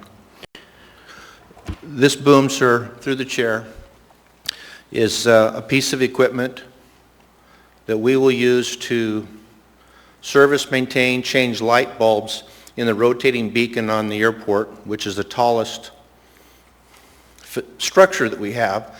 And we're required by grant assurances to make sure that that light works every time the ceilings come down to a point where it's below visual conditions. So we really can't afford to wait for a rental to show up, which may or may not be available on that day. So that's really the primary purpose. We also have lamp posts. They're about 40 feet tall. If those light bulbs go out, we have to replace them, but it's not as critical as that rotating beacon. Thank you, sir. Thank you, Mr. Constant. Mr. Weddleton, did you want back in the queue? Yeah, please. I mean, you know, I think to delay to time certain is fine. But my understanding is that when you postpone indefinitely, why we like to think of it as killing something, we've been told by our attorney that it really stays alive and we can bring it back at any time. So it gets us the same place. So I'm willing to say postpone until our first week in December. Thank you, Mr. Weddleton. But that's restrictive as opposed to bringing it back any time if it's postponed indefinitely. I think you said Mr. Weddleton, did you say September or December? December, why not? December? Well, they're brand new, and I don't know what their process is for working with the school district, but it won't be a 2-week process, I assume. But, you know, perhaps the city manager could give us an idea on when they will complete this study to work with the school district. My guess is it'll be ongoing forever, as it has been. Does a second agree? Yes, thank you. Okay, so the motion is to postpone it to the first meeting in December? December 7th. December 7th. December 7th. And it's been moved and seconded, and we have Mr. Constant in the queue? Mr. Presverdi, I've already spoken once. Oh, Mr. Perez-Verdia, and then Ms. Domboski. Thank you, Madam Chair. If I could just have the mover of this share again the rationale for postponement. I don't think I quite understand. Thank you. Well, maybe we don't need it. You know, the school district helps maintain some municipal buildings, and we know that. We've been told, and I don't know the details of the report, but we've been told they have. And there's another opportunity, perhaps, where that could happen at Merrill Field. And my guess is the school district has at least one boom, probably more, and we wouldn't need to buy this, and they could take over some of these tasks for the Merrill Field. So this is just to give some opportunity to go look at these things, rather than buy something we may not need. I hope that we don't have to wait till December, but maybe we find out it won't work, and 2 weeks from now, this is back in front of us, which if we postpone indefinitely, it could be. We could at any rate, even if we postpone it till December. So. Just a quick follow-up, Madam Chair. Go ahead. Yeah, I'm anxious to hear from Ms. Domboski if there's information the administration can provide for us. I think that it's fine for us to postpone for a short period of time, from my perspective, to learn if the school district would be able to do that or not. But I would be concerned about pushing it all the way out to December based on what we heard. There seems to be a need for it, and I wouldn't want to jeopardize that. So I'd love to hear from the administration to see if there's more information. If not, I'd really encourage the mover to shorten the postponement to something more reasonable so that we could give time to investigate this and determine whether there's a need for it or not. Thank you, Madam Chair. Thank you, Mr. Perez-Verdia. Ms. Domboski? Thank you, Madam Chair. Through the chair, Mr. Weddleton, there's just a couple nuances that I would like to share with you. First, just for the record and the body's edification, the boom truck is typically rented up to 52 times a year on average at a cost of about $861 per rental. So per year, we're spending about $45,000 a year just to rent a boom truck to maintain the facilities at Merrill Field. In addition to that, this particular funding mechanism is CARES funds, so I would have to check with finance to make sure that we're not running up against the clock on any potential issue. I don't think we are, but I would want to check. And the last thing I would like to say, I don't think there's any debate as to whether a boom truck is necessary. Currently, staff at Merrill Field, because they're trying to limit the expense of the cost and the time that staff stands around waiting, they're using a lot of ladders and which at times Mr. Gibbs has communicated to the administration, it is becoming or can be a safety issue for our workers at Merrill Field. With all of that said, Mr. Roth was in my office yesterday and we had a great discussion about the municipality of Anchorage and ASD shared resources. We started to tee that conversation up and I told him I would be coming back. I have his cell number. I promise you I can have an answer to you or a potential path forward by the next meeting if you chose to postpone it to the next meeting. But it's to the will of the body. Whatever you decide, we will work with. Thank you, Ms. Dembowski. Mr. Constant. Thank you. I don't know if I'm alone in this, but I'm going to support the plan that Merrill Field has established and that has been brought before us. And I'm going to ask the members to consider approving this item. And the shot is across the bow. The question is, at what level and how are we going to be seeing integration between the municipality and the school district? But as you heard, every day that goes by that we don't have this tool, we're spending money. The CARES Act is appropriate for this. And so I urge your opposition to this motion and support of the main motion. Thank you, Mr. Constant. Mr. Peterson? Thank you, Madam Chair. You know, the school district has approximately 100 facilities in town, and Merrill Field is needing one of these boom trucks approximately once a week. I could see that this could become a logistic challenge, and so I'm agreeing with the previous speaker. Thank you. Thank you, Mr. Peterson. Seeing no one else in the queue, members may proceed to vote on the motion. Madam Chair, I'm sorry, I'm still in the queue. Go ahead, Ms. Dembowski. Madam Chair, I apologize for taking 2 bites of the apple, but I stand corrected. I spoke to the mayor briefly, and it's the position of the administration that though shared services in some regard are essential, the reality is if the beacon goes out at Merrill Field and we don't replace it immediately, all operations at Merrill Field will stop. So it's the position of the administration that this is a critical piece of equipment. Thank you, Ms. Dembowski. Ms. Allard?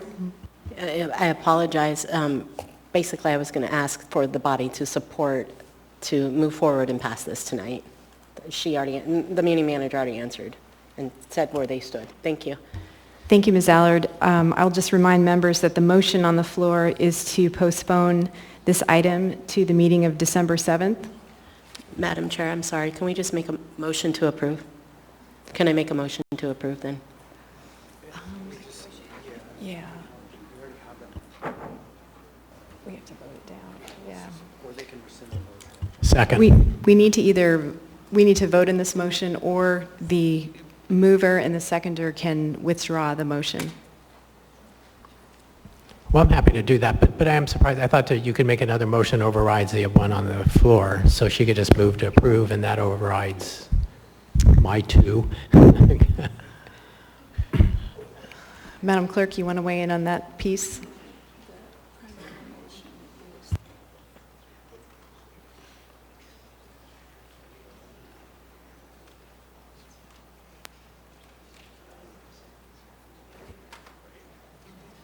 So the primary motion on the floor is to postpone. So we're going to need to dispense with that motion, and then we can entertain another motion, not a motion. Okay, so seeing no other members in the queue, members may proceed to vote on postponing AM 253-2021 to the meeting of December 7th.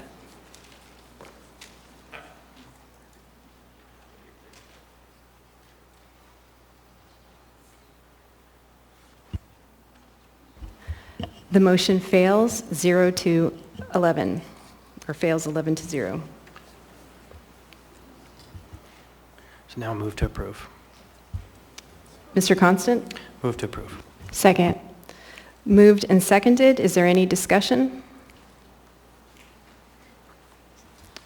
Seeing no discussion, members may proceed to vote on approving AM. Oh.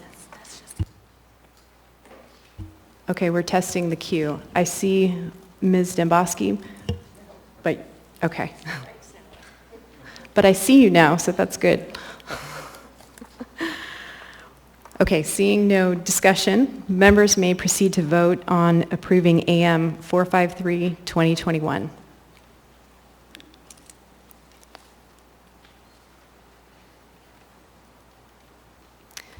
That item is approved, 11-0. Next, we have before us item 10D11. Move to approve. Oh, 1 second, I have to read it. Sorry. Assembly Memorandum Number AM 444-2021, application for transfer of ownership of beverage dispensary duplicate liquor license number 5260 for Bear Paw Restaurant. Mr. Constant, you pull this item? Thanks. Move to approve. Second. Moved and seconded. Is there any discussion? Mr. Constant? Thank you. Is the petitioner here?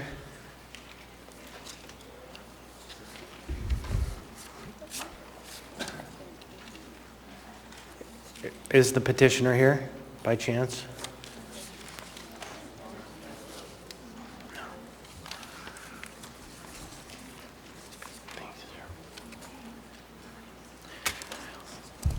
Thank you, sir, for coming on up.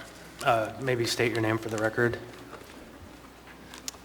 Bruce Burnett, the owner of the Bear Paw. Thanks, Mr. The reason I pulled this is just so that we could have a brief discussion about the location and the history and the importance of visiting the community council. I understand that they attempted and finally did manage to get a hold of you and get you to come to their council for a conversation about this location.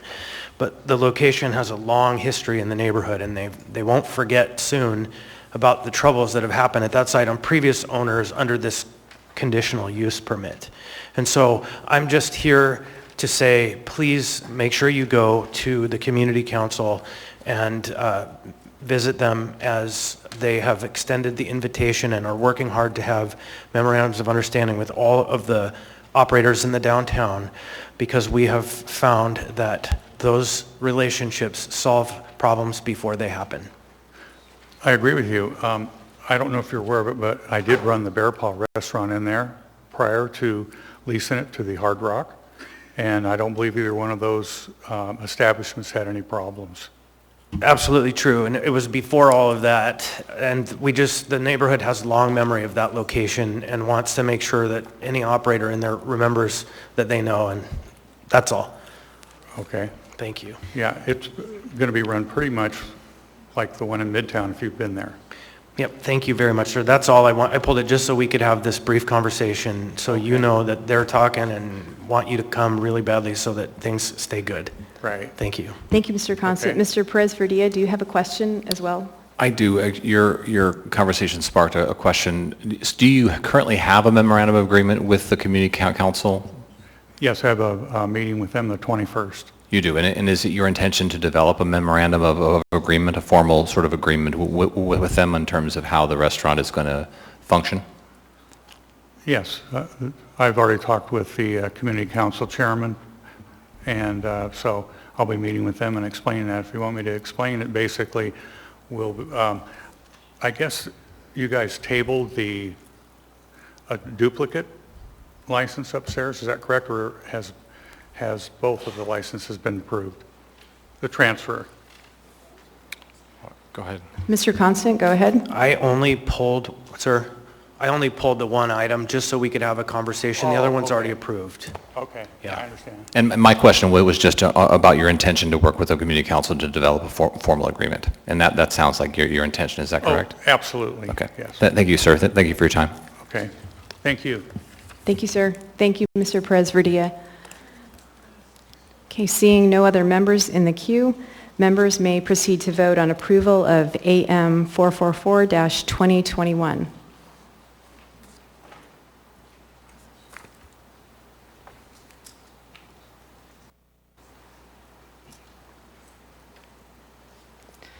This item passes 11-0.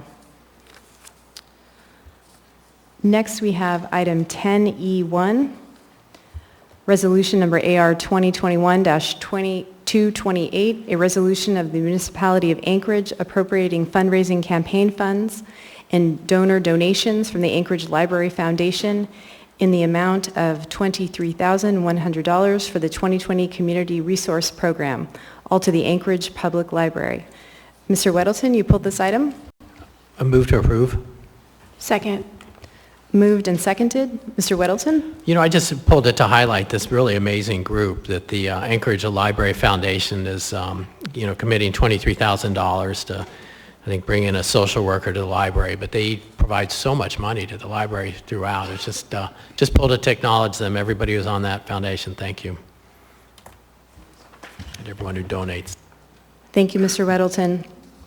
Seeing no further discussion on this item, members may proceed to vote on the motion to approve AR 2021-228.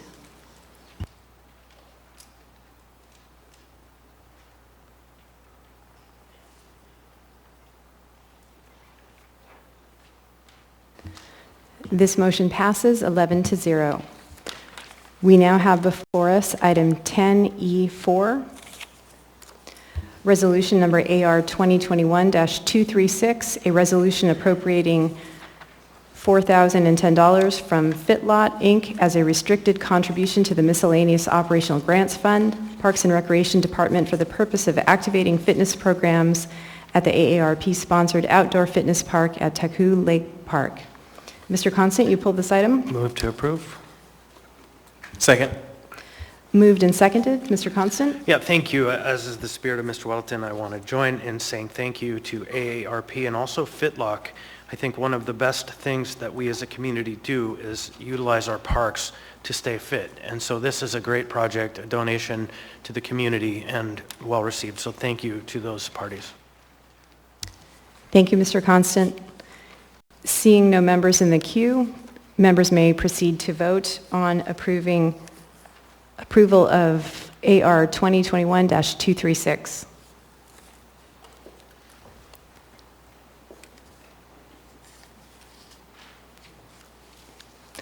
This item passes 11-0. We now have before us item 10G8,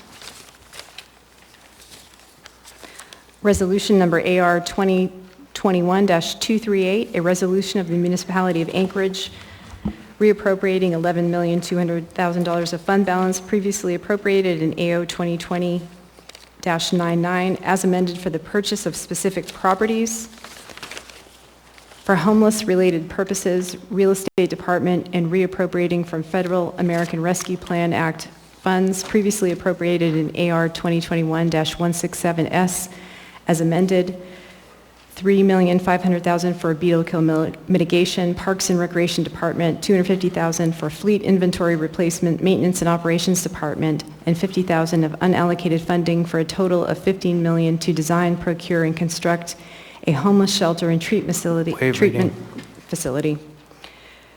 accompanied by AM 473-2021, AIM 115-2021, AIM 116-2021, and AR number 2021-238S. Ms. Kennedy, you pulled this item? Thank you, Madam Chair. Move to postpone indefinitely. Second. Moved and seconded. Ms. Kennedy? Thank you, Madam Chair. I realize I'm throwing a wrench into the works, if you will, but we've had quite a few wrenches thrown into the works in these conversations in the last several months in dealing with how we really come to some conclusions toward dealing with the homeless sheltering for this coming winter. And I know I'm quite flustered by some of this, but at the same time, I'm also encouraged. I think as a fiscal conservative, it really does cause me to pause in this particular ways that the homeless sheltering is being addressed. But I do also believe that I've been very encouraged recently by some of the conversations that have been occurring just in the last couple days. And I want to commend the mayor for having a wide open door. I know he's had a wide variety of people from the community that have been coming in and trying to help us figure out what kind of a way we can choose to move forward in this. So I think in the spirit of working together, which is so critical in finally getting to some kind of a solution on this, I think we need that extra time. I will say that I think there are just as many people that, maybe if 50% oppose a plan and 50% support it, we really don't have a good way forward. And I think that it really, we're at this verge of really being able to come forward with a more cost-effective and efficient and palatable plan. So I'd like to see us postpone these particular items that are in this 10G8 in an effort to allow the time for us to really come together with a better plan that really can work for a lot of people, and particularly the homeless community. So I would urge a yes vote. Thank you. Thank you, Ms. Kennedy. Actually, we are going to pause for 5 minutes so we can confer with legal counsel, as this item was on the agenda for introduction and not for action. So we'll go ahead and take 5 minutes. Thanks.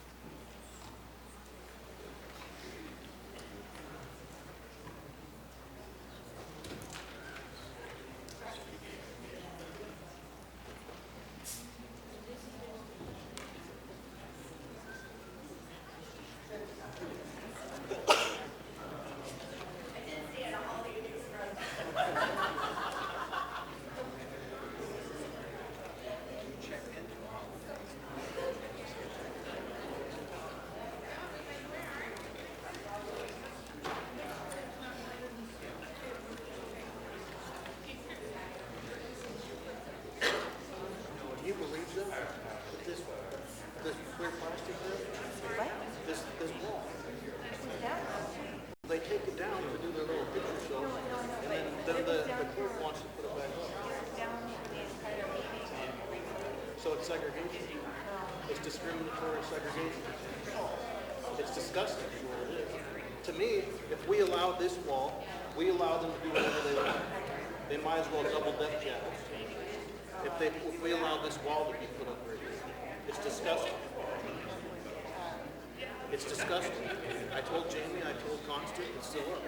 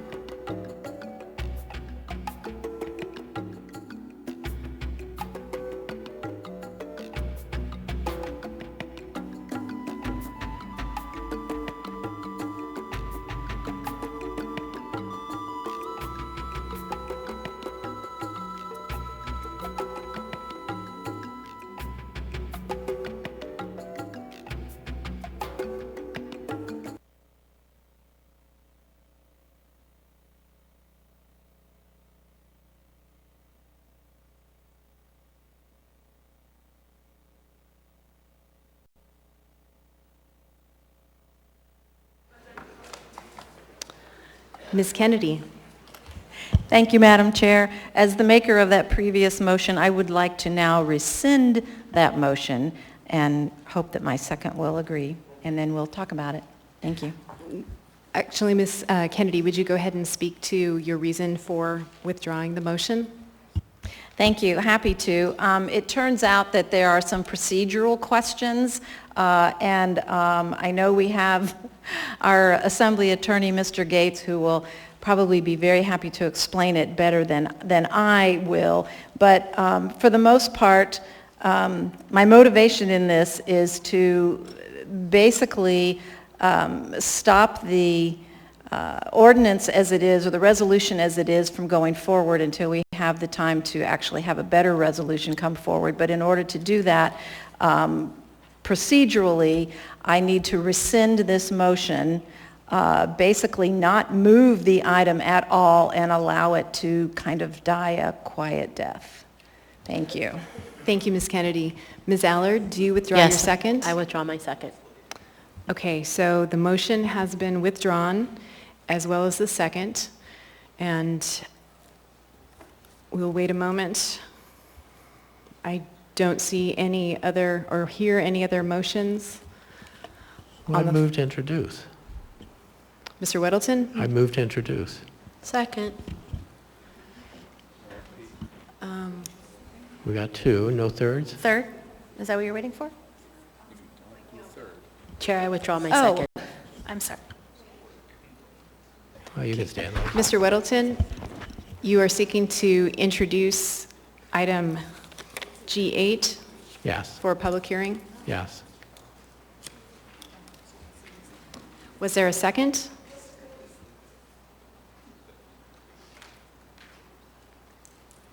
Okay, hearing no second, and it would also require a third, this item has not been introduced. So that concludes our consent agenda, and we'll now go ahead and take our scheduled 20-minute dinner break. Thanks.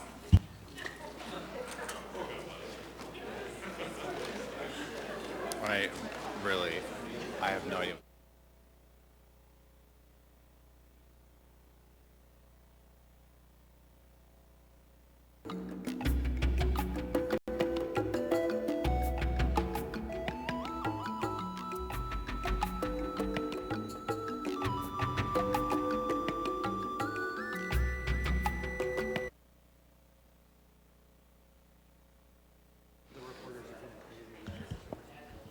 We are now on new public hearings. Mr. Vice Chair? I would make a motion to change the order of the day to take up 14B after 14E because 14E is referenced in 14B and it makes more sense to pass the item first. Is there a second? Second. Moved and seconded. Any opposition to changing the order of the day to take up item 14B after item 14E? Okay, seeing no opposition, we've changed the order of the day. If I might, just briefly to the petitioners, it's nothing significant to your initiative. It's just that it was determined that the order of operations is better to have the item after come first because your item is dependent upon the item that's after it. So it's just an effective time issue. Thank you, Mr. Constant. So it'll just be another 15 or 20 minutes.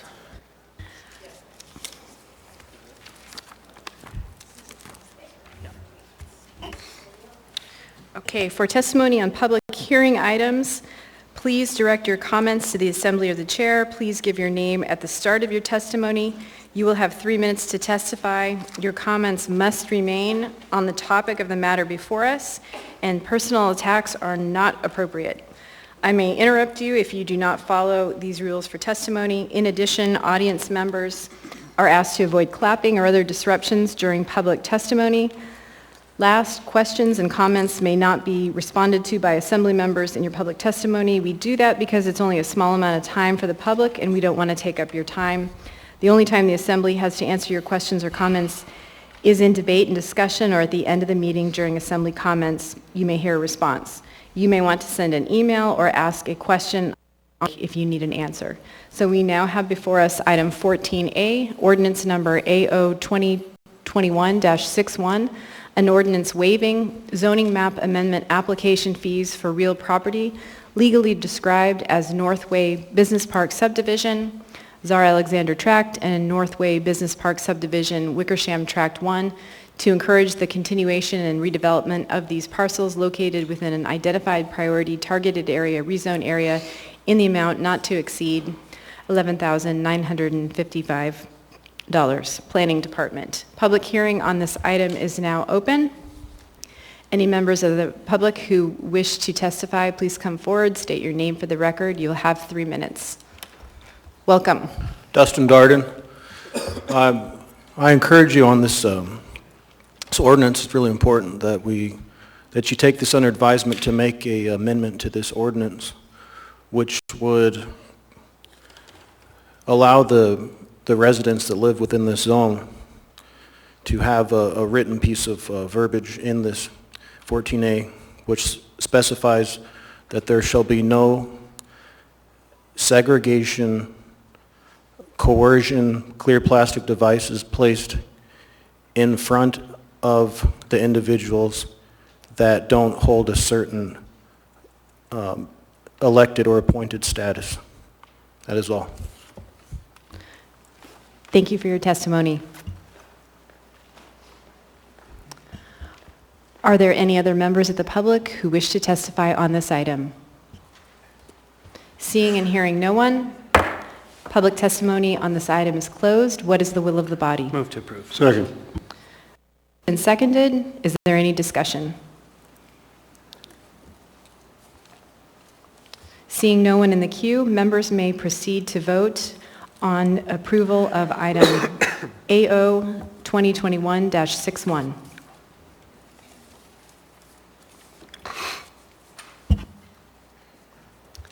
This item passes 11-0. We now have before us item 14C, resolution number AR 2021-217, a resolution of the Municipality of Anchorage approving one or more master lease purchase agreement schedules and appropriating an amount not to exceed $1,097,000 from the proceeds of one or more master lease purchase agreement schedules to the Office of Information Technology Operating Fund and appropriation of said funds to the Office of Information Technology Capital Improvement Program Fund, all within the Office of Information Technology for life cycle replacements. Public hearing on this item is now open. Any members of the public who wish to testify, 3 minutes, please state your name for the record. Dustin Welcome. Darden. I was walking down the street of Anchorage, which was, it's littered with IT tech, IT department technology, this week. I walked up into a parking garage and I felt a tremendous pressure on my chest.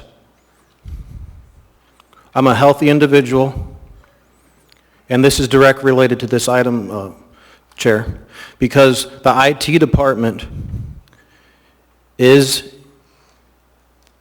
working with organizations like AT&T, GCI, Big Tech, that are rolling out radiation devices.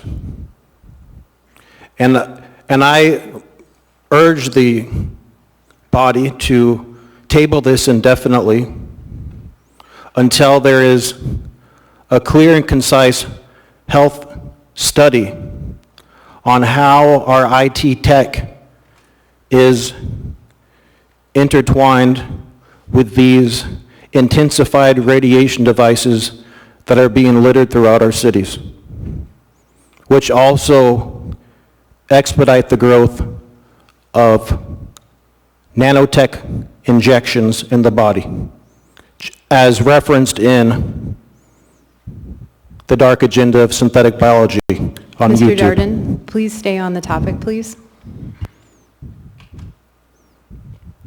That is all. Thank you for your testimony. Are there any other members of the public who wish to speak? Anyone at all?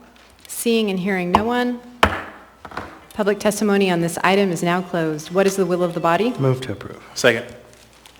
Moved and seconded. Is there any discussion? Seeing no members in the queue, members may proceed to vote on approval of AR 2021-217.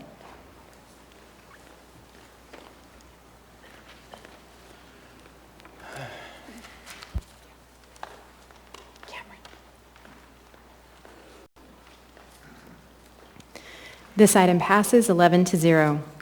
We now have before us item 14D, resolution number AR 2021-220, a resolution of the Municipality of Anchorage adopting the 2021 Housing and Community Development Annual Action Plan. Waive reading. 2021 Action Plan. Public hearing on this item is now open. Are there any members of the public who wish to speak? Please come forward, state your name for the record. You'll have 3 minutes.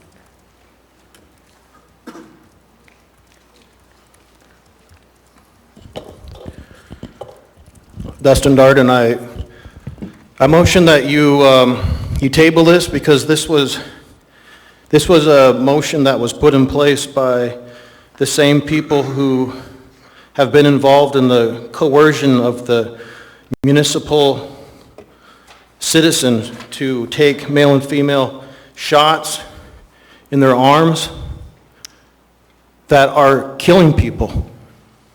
And until this shot is addressed, with all respect through the chair, I don't think any business should be taking place until this genocidal issue is addressed. Thank you. Welcome. My name is Chick. I propose this motion go forward and would like to remind the body here that the shots are safe. Anchorage is going to reach a new peak. We're not quite yet at another pandemic level, but people need to get vaccinated ASAP. Thank you. Thank you for your testimony. Are there any other members of the public who'd like to speak on this item? Anyone at all? Seeing and hearing no one, public testimony on this item is now closed. What is the will of the body? Oh, I'm sorry, Ms. Quinn Davidson, I missed you in the queue. Did you want? Yes, thanks so much, Madam Chair. Ms. Salatel smartly brought up that a lot of these items are actually technically submitted by me in my role as the acting mayor, and I wonder whether there's a conflict in me participating in a vote on these.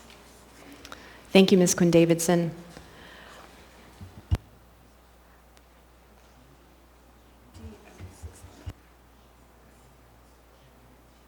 Okay. Mr. Gates? Would you weigh in on this, please? And I understand that Ms. Ennis is also on the phone.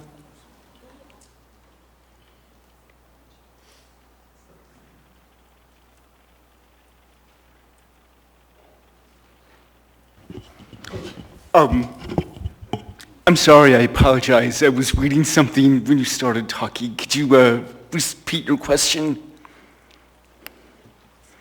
Do you want to go ahead, Ms. Quinn Davidson? Sure. Mr. Gates, there are a number of items on the agenda tonight that were initially put forward while I was the acting mayor. They subsequently were put forward by the current administration, but I'm wondering whether there's any conflict since I was in that role when those items were generated. Thank you.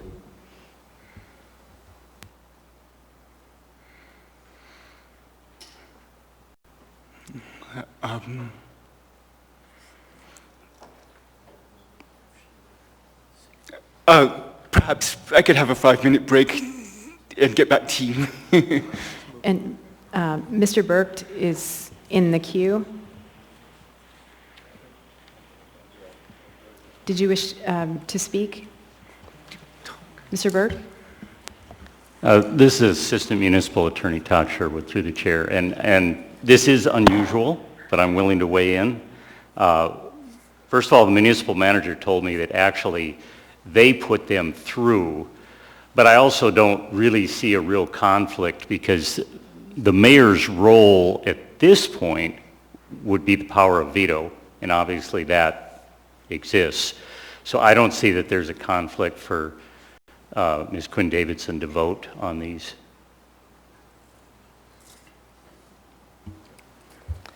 Thank you, Mr. Sherwood.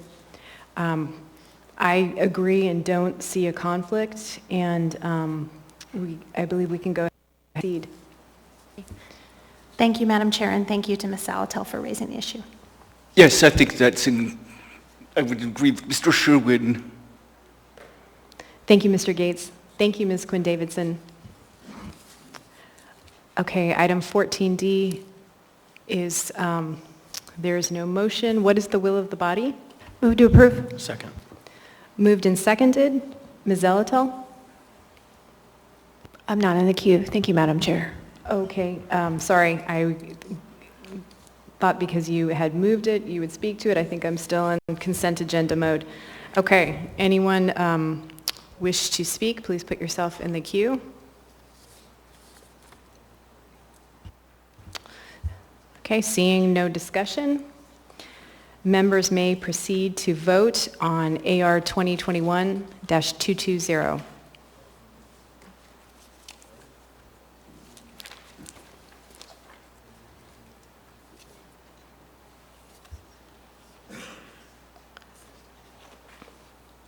Ms. Allard.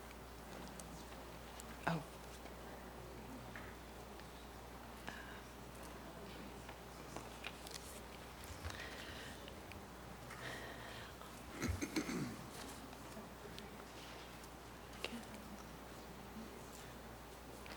That item passes 11-0. We now have item 14E before us, ordinance number AO 2021-62, an ordinance updating economic development incentives in Anchorage Municipal Code, Chapter 12.35 in accordance with changes in state law. Public hearing on this item is now open. Are there any members of the public who wish to speak?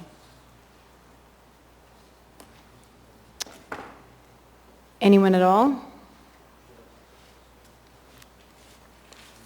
Welcome. Please state your name for the record. Hi, my name is Edgington.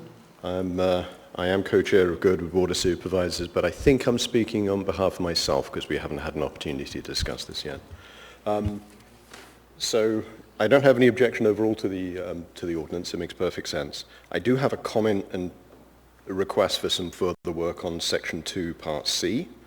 One of the things that's added is that the municipality may not apply an exemption under this section to taxes levied for special services in a service area that's supervised by a board under Chapter 27.20.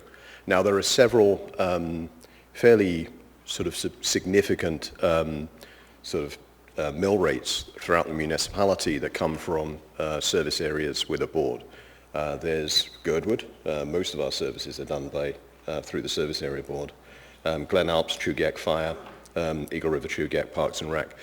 So what this effectively does is says that if there's an exemption, it can be quite a large exemption in Anchorage Bowl, but we're very, very limited indeed in the exemption powers in other parts of the municipality that have special services. And I brought this up to Assembly Member Weddleton, and I think he checked with the attorneys, and they pointed to Alaska statute, which has the same language in there. What's kind of interesting, I'm just going to my notes, is that that change of language was put in by SB 100 in 2017, and in the sectional analysis of SB 100 it states that municipalities cannot exempt economic development property from the tax rate applied by a service area board because the board sets the rates. However, in Anchorage Code, boards do not set the rates. In Anchorage Code, service area boards are limited to only, I think the mayor can consult with the board in preparing the annual budget, and service area boards can provide comments and suggestions which get transmitted to the assembly. So basically the justification for this language at the Alaska statute level is that boards set rates. In Anchorage, we're purely advisory and we cannot set rates. So we kind of got stuck between these two different models. And I would hope that something could be done to fix that problem.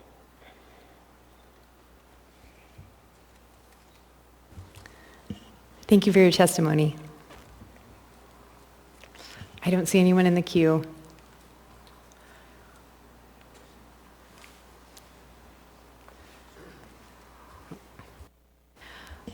Are there any other members of the public who wish to speak?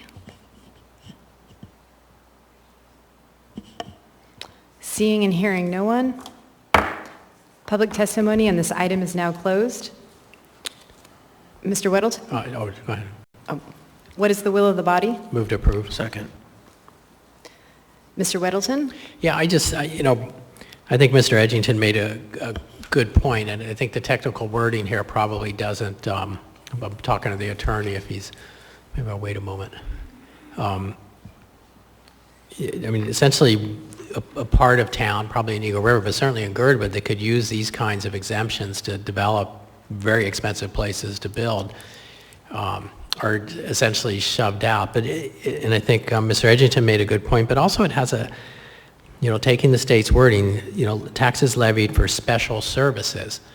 And why special services, not just services? Because they levy for Parks and Rec. There's nothing special about that. We do it all across the city. They do for fire. They do for their roads. So are those special services? And I imagine there's no clear definition in the state law, but we should consider that and maybe say, and I'm not ready to do that this evening, but if we readdress this so that we can make it apply to Eagle River and Girdwood, is define what special services is. And we could define it for ourselves since it's left undefined in the, by the state. That's sort of a question or a request for the future. Thank you, Mr. Weddleton. Is there any other discussion on this item? Seeing no one else in the queue, members may proceed to vote on approval of AO 2021-62.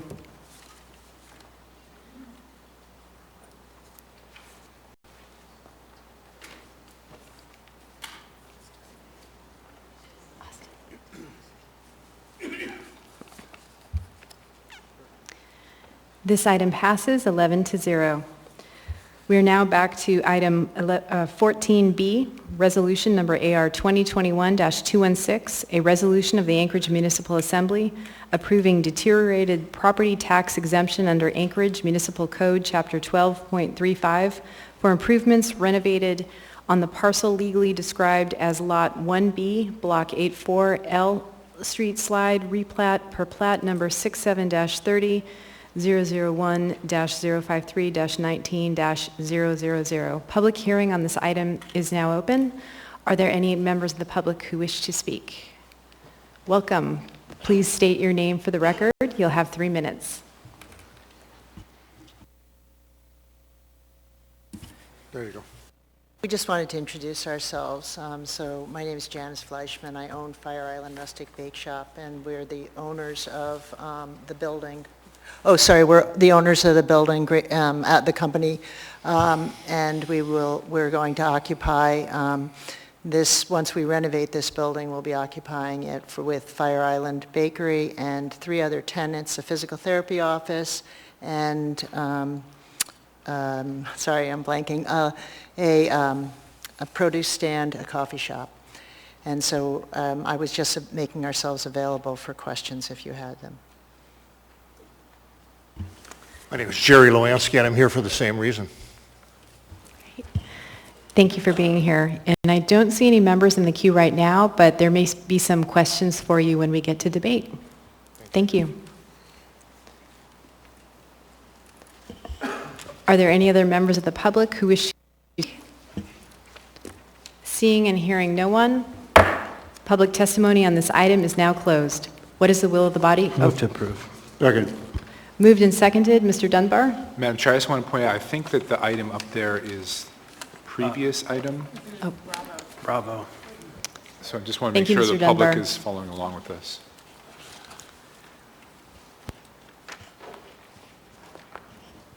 Thank you. We are on item 14B.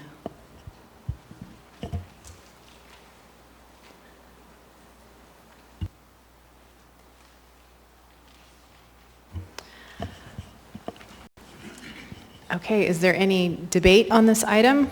Mr. Constant.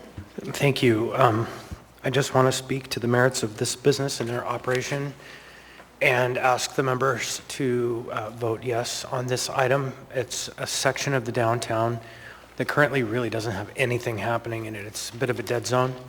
And with this business, they've proven a model that brings together community, it brings together neighbors, and it sparks growth.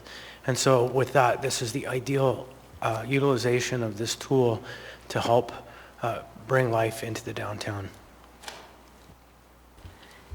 Thank you, Mr. Constant.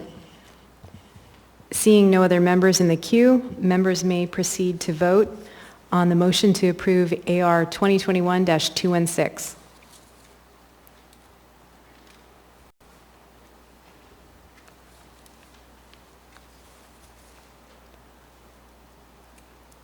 This motion passes 11-0. We now have before us item 14F, ordinance number AO 2021-63, an ordinance of the Anchorage Assembly amending Anchorage Municipal Code Chapter 16.100, private ambulance service, to update fees, penalties, and insurance requirements, and to add 16.100.045, patient eligibility, 16.100.220, quality management program, 16.100.230, emergency and disaster operations, and 16.100.240, training requirements. Public hearing on this item is now open. Any members of the public who wish to testify, please state your name for the record. You will have 3 minutes. Welcome. Dustin Darden. The training requirements guidelines could be amended and updated to include what possible symptoms caused the blood clots and the unnatural heart attacks of the young and the old, male and female human beings. And an additional whiteboard could be placed on the ambulance so that while the information is fresh, these symptoms that don't typically happen to a healthy young individual or up in age has a spontaneous blood clot, that these individuals are trained. You're talking to Constant if you should censor me or not about censorship. I'm very perceptive. Mr. Darden, if you would please stay on the topic of the ordinance in About front of dead us, bodies about because of private a ambulances. eugenic bioweapon. Does that bother you? It's not germane to this item, sir.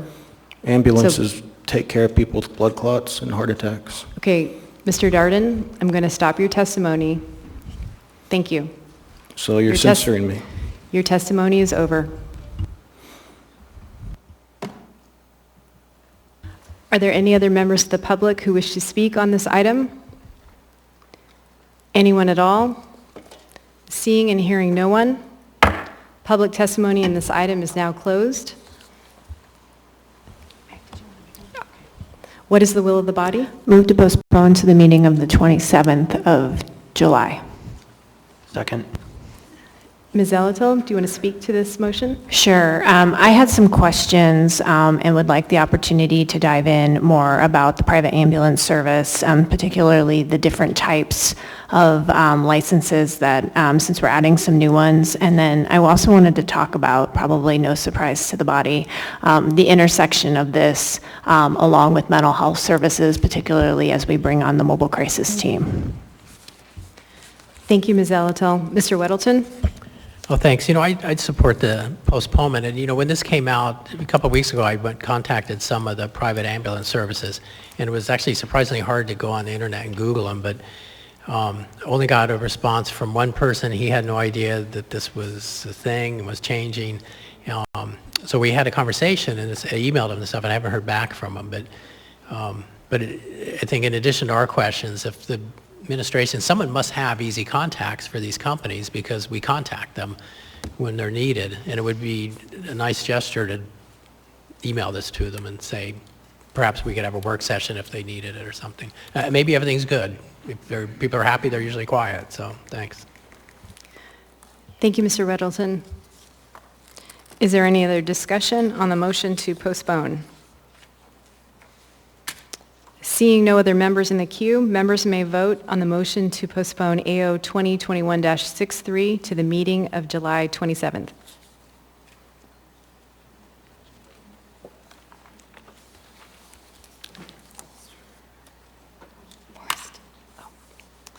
The motion to postpone to July 27th passes. This item will be back before the body at the next meeting. We are now on the quasi-judicial or administrative matters and special orders.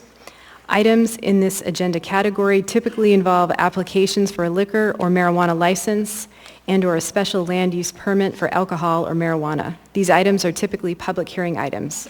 Administrative matters in this category may include election certification or assembly reorganization and are not public hearing items based on the municipal code. A clerk's note may identify certain items as non-public hearing items. So we now have before us item 15A, resolution number AR 2021-234, a resolution of the Anchorage Municipal Assembly approving an alcohol special land use permit for a package store use and license number 5942 for Aurora Nights Liquor LLC, DBA Aurora Nights Liquor, in the I-1 Light Industrial District located at 301 East Diamond Boulevard, Suite C, within Diamond Industrial Center, Edition Number 4, Block 4, Lot 23, Plat 80-49. Thank you. Public hearing on this item is now open. Any members of the public who wish to testify, please state your name for the record. You'll have 3 minutes. Please stay on the topic of this item. Welcome. Microphone is not on, sir. Through the chair, my name is Dustin Darden. Through the chair, Suzanne LaFrance. I'm going to speak now, 3 minutes. Anything I want related to this topic. With my bold, robust voice. And you're not going to interrupt me. Because that's unconstitutional. Madam Chair, this speaker is out of order and he has been warned if he disrupts the proceedings one more time, he's going to be removed from the meeting already. Thank you, Mr. Vice Chair. Mr. Darden, you have been warned. If you wish to speak, you must keep your comments on this item. Will you speak on this item? I've already said that. That was very clear, was it not? Okay, Mr. Darden, your testimony is over. Has ended. You need to step away.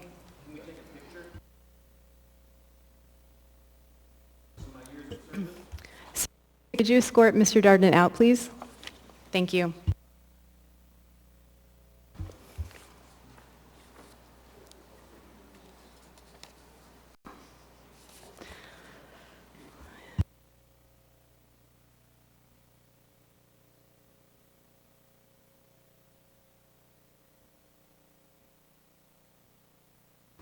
Are there any other members of the public who wish to testify on this item? Please come forward. You're a joke. This whole thing's a joke. Anyone at all? Seeing and hearing no one. Public testimony on this item is now closed. What is the will of the body? Move to approve. Second. Moved and seconded. Any discussion? Seeing no members in the queue, members may proceed to vote on AR 2021-234.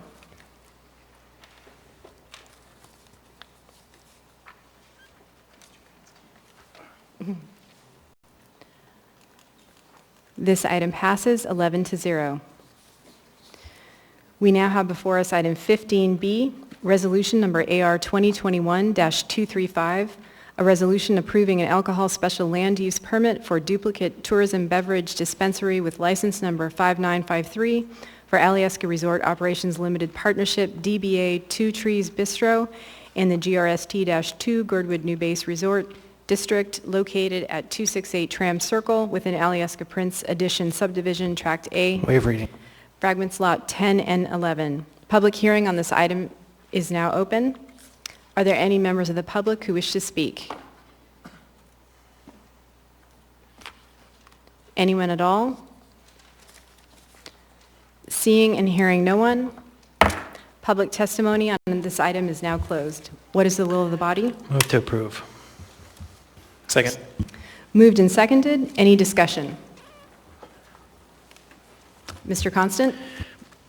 Yes, thank you. I just want to speak to the fact that the new owners of the resort have been making a substantial investment in the community. They have secured an amazing opportunity to develop substantial housing in the village that will improve the connection with the community and This is a great project, and I very much look forward to seeing it on the ground. Thank you, Mr. Constant. Is there any other discussion? Seeing no members in the queue, members may proceed to vote to approve AR 2021-235.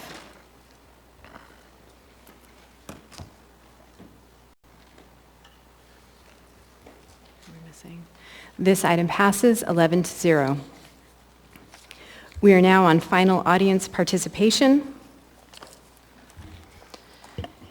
As a reminder, if you spoke during the initial audience participation, you cannot speak again during the final audience participation. For audience participation, please direct your comments to the assembly or the chair. You will have 3 minutes to speak, and personal attacks are not appropriate. In addition, audience members are asked to avoid clapping or other disruptions during audience participation. Last, during audience participation, assembly members generally do not answer questions or respond to comments.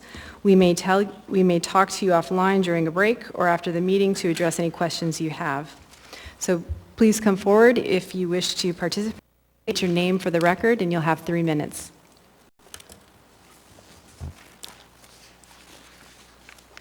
Welcome. Yep. Can you turn on the mic? Yes, I will. And the first thing I'm going to request is a little sign here that says, turn on the mic. Wouldn't that save hours of time?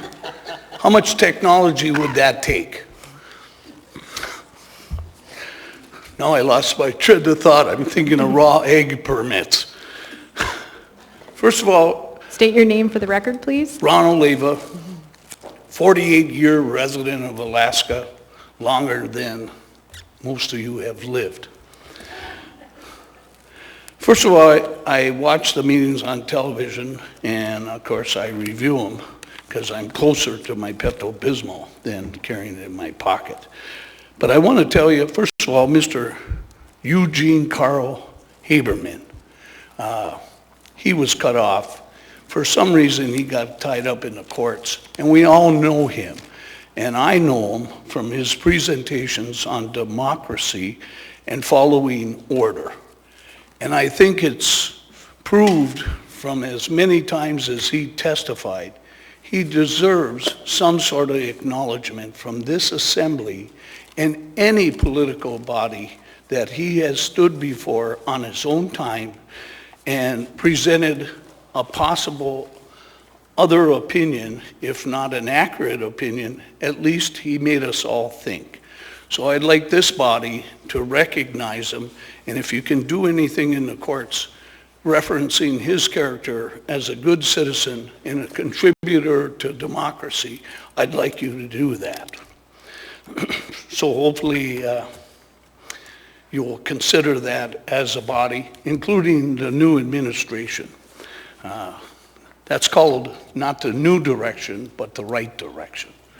Secondly, we have Dustin Darden.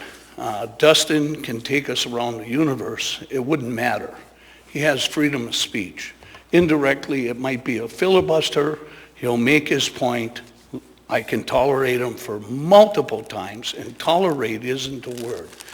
It's recognizing he has a right to be here, say anything he pleases, because in our national body, they filibuster and they take us not only around the world, but around the universe. So I would like a little more patience out of this body with Mr. Darden or anyone else. And if you say there can be no personal attacks, I think the word xenophobic is going to go down in history as a personal attack on a fellow member. So why can't a member of the public, through the chair, criticize actions of this body? And you should recognize that criticism as constructive as long as it's not vulgar and somewhat remains civil. So that concludes it. Would anybody in the long shot possibility have a question? I don't see anyone in the... Oh, we have Mr. or Ms. Allard.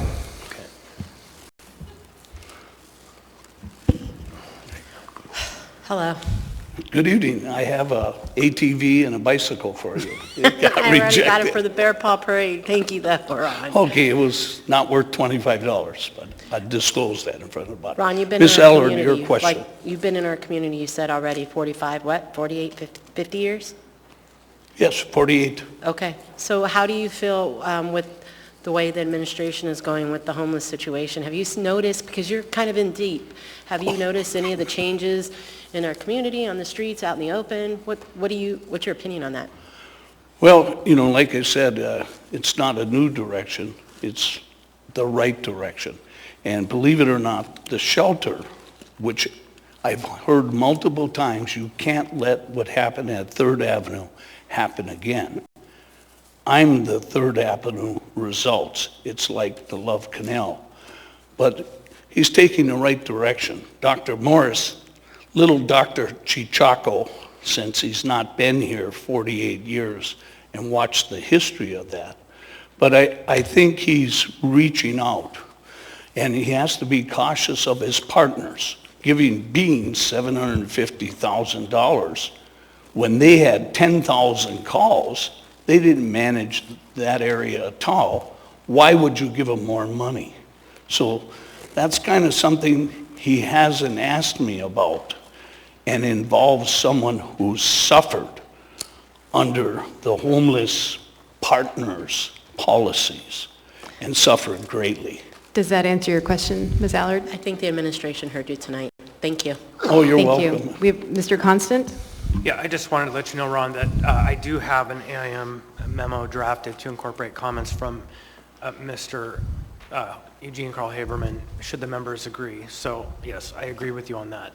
Okay, well, thank you very much, and it was nice of you to give him an extra 10 seconds. Thank you, Mr. Constant. Thank you for your participation, Mr. Oliva.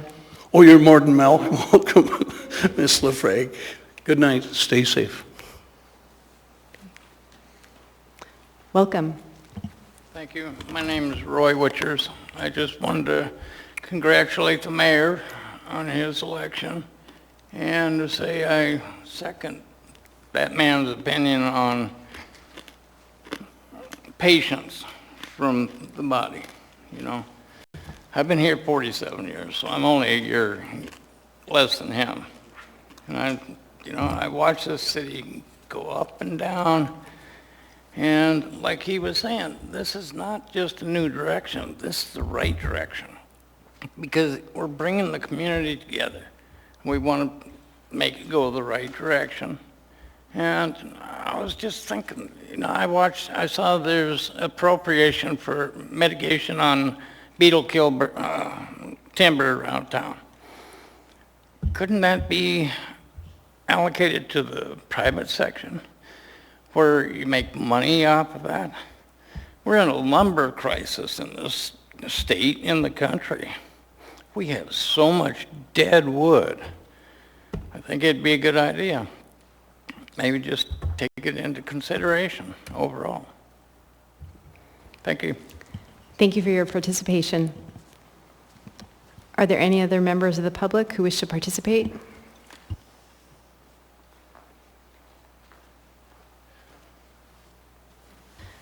Welcome. Good evening. Michael Savitt. I'd like to address something where the proposed new shelter is involved. And I think we have to remember something. We're talking about a shelter for 1,000 people. I strongly doubt you're ever going to see half that number in there at one time. One of the reasons is there are other shelters in town. Secondly, you need employees to work in that shelter so that it's safe. So you can only have so many that you're taking care of based on logistics. Now, I often use the hospital as an analogy. Hospitals flex up and down in terms of employees and what services they can provide in the emergency room and so on. They have to have a baseline, what they're required to do. But they don't run at full tilt all year long. Parts of the year, their staffing is lower, and this is for cost savings, and at other times they're at capacity. Now, we have to look at our homeless situation as a public health issue. I would prefer to see a larger shelter that's filled with maybe a couple hundred people at any given time, but should the need arise where you can accommodate more people. Dead of winter here, it gets pretty cold. Maybe not Fairbanks cold, but cold enough. What we'd like to be able to do is take care of the most vulnerable of our population, provide shelter, clothing if necessary, food, and this would provide for a larger number of people. This would keep a larger number of people safe. I don't think that duplicating services all over town is going to be as cost effective to do that. Now, I've been in Anchorage visiting since '92 and living here for about 2 years. Anchorage is no different than any other city. They have the same problems that need to be solved as anywhere else. I lived at the border, the Mexican border in New Mexico, not Old Mexico, New Mexico, for about 12 years. I worked in an indigent clinic and we saw all kinds of problems. The point being, though, that we took care of those without any ability to pay because it was in the public's interest. If disease got out of control, everybody on both sides of the border was affected. So money was pumped in large volumes to be able to accomplish this. So when we look at the price tag for something like this shelter, I don't think it's exorbitant. I could go on, but my time is up. Thank you for your participation. Are there any other members of the public who wish to participate? Welcome.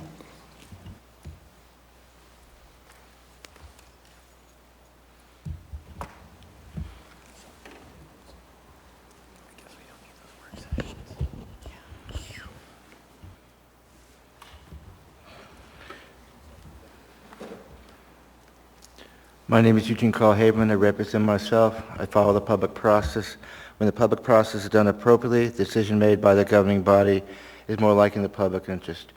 Earlier this evening, I sent a communication out to members of the Assembly. I would request the clerk, unfortunately I did not have the email address for the mayor, to as quickly as possible forward that communication to his attention. And the title was "The Most Important Matter Affecting Today All Alaskans and Future Generations," published by Eugene Carl Haberman, self-appointed government watchdog. Now the details are in there, and with my 3 minutes, I strongly encourage you to review that communication. But I also strongly encourage you to do what you've known to do over the years, which I don't. It's ironic that I'm asking you to do it, but it is the most important issue. To do a laid on the table item for this item so it gets to the website for this packet. The result is that people who are listening to me tonight and in the future can go and refer to that. If there's a delay, it will not hit until the next meeting. And the result is it's going to not bring people together. Few people know about this situation, and it's alarming. It affects past, present, and future cases in the Alaska court system. And it does affect the future generation that's not been born. I plead with you tonight to take this message and send it on, which you have the authority to do, by simply doing a laid on the table item and bring it to connect. If you fail to do it, you play a part of not getting that message out when the public needs to hear this message. And I'll also say this as far as ramifications of what this means. Over the years, I would run into business people and members of the public that would not come to meetings because they feared of saying anything. What the ramifications of their words. What has happened to me and what the court system has decided to do is only going to create a situation where more people are going to be less likely to come in this room, and not just this room, across the entire state. And in closing, I'd like to say this. This is a moment, a very important moment, in how we play. and what part we play. We can be the state coming together, and we can show leadership and the right thing to do. But if we fail to come together and be responsible in this issue, I fear for the future of not just Anchorage and the state, but the whole country. I remind you, in democracy founded in Greece, we can teach a lot of people, but it's up to all of us. Thank you very much, with 6 seconds to spare. Thank you, Mr. Haberman. Are there any other members of the public who wish to participate? Okay, that brings us to... Madam Chair? Yes, Mr. Constant? I would ask the body's permission to consider a motion to lay on the table an AIM, Assembly Information Memorandum, that doesn't take a position on Mr. Haberman's communications, but just incorporates his communications into the record, which I think is pretty harmless. The challenge, of course, is that the document is roughly 50 pages long, and so we have it in a PDF form, and we can have it posted up on the website for the public, and if this item is accepted as an Assembly Information Memorandum again, which doesn't take a position on the item, it just publishes it, then we can meet what his interests are, and at the same time, just, again, not take a position. So I would ask the members to consider it. Dean? Is that a motion, Mr. Constant? I'm hoping we can print just the first page, the actual AIM page for members to have in their hands. But if you check your emails, you have received an email from Mr. Gates that I had drafted. So I would move to, do we lay it on the table first, or do we have to lay on the table and incorporate?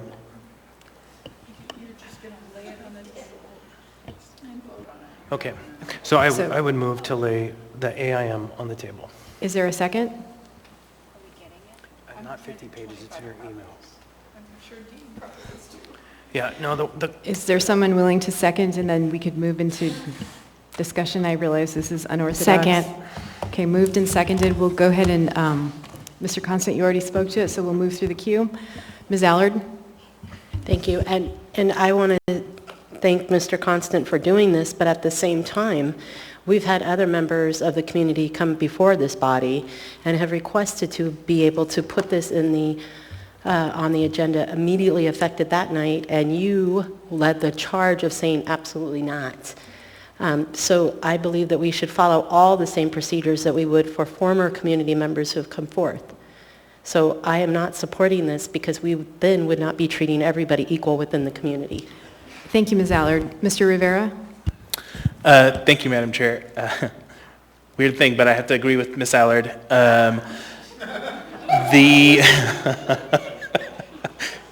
Thank you, Mr. Mayor. That was great.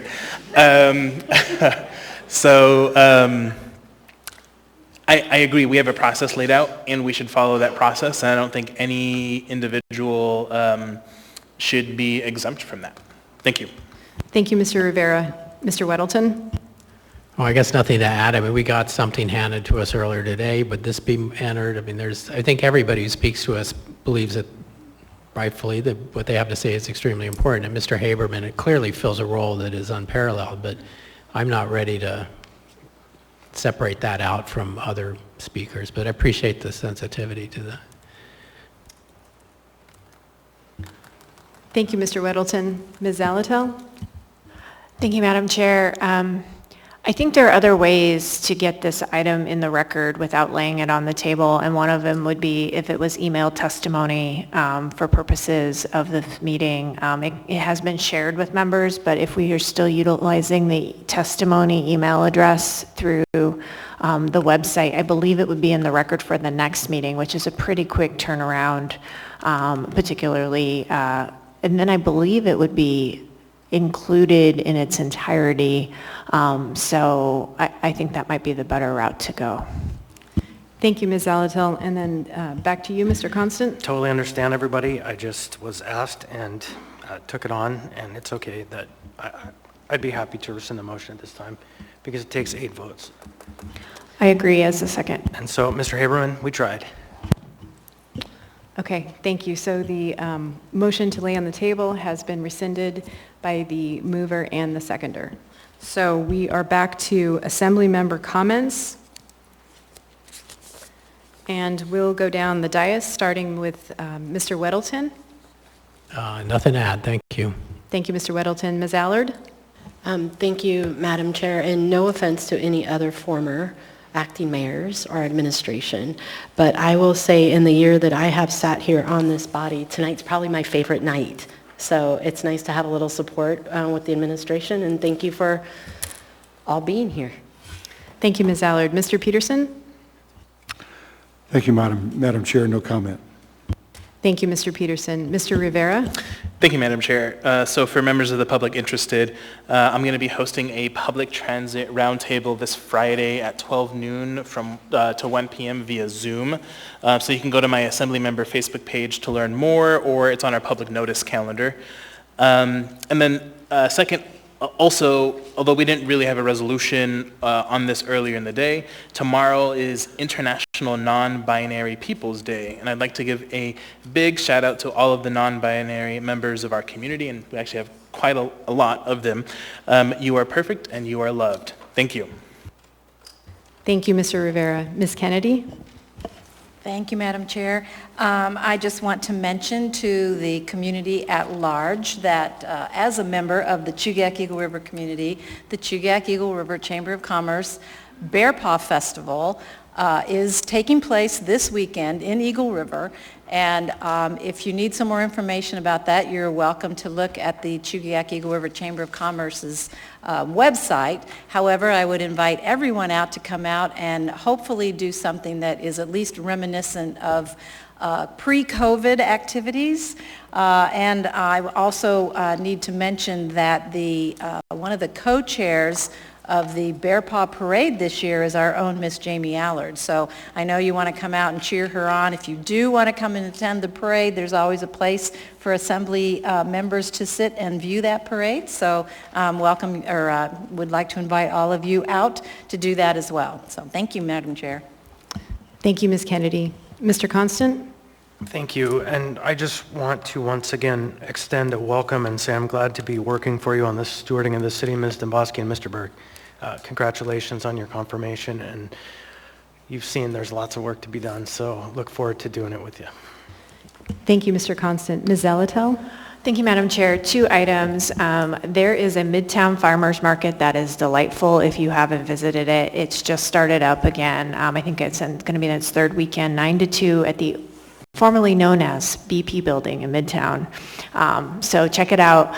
And I will just, I feel like a little bit of a broken record, but while tonight's item regarding homelessness did not move forward, we have work to do for a winter sheltering plan and then the larger conversation. So I look forward to continuing the conversation with you all as we, I think we're down to like, I didn't keep track exactly of the days, but we're under 12 weeks before winter. So not actual winter, folks, just winter planning. So anyway, I look forward to continuing the conversation. Thanks. Thank you, Ms. Zalatel. Mr. Dunbar? Thank you, Madam Chair. No comment this evening. Thank you, Mr. Dunbar. Ms. Quinn Davidson? Thank you, Madam Chair. Nice to be back. Welcome to the new administration. Thank you, Ms. Quinn Davidson. Mr. Perez-Verdia? Thank you. Just a few comments. Welcome to the new administration. Congratulations on those that were confirmed tonight. Look forward to working with you.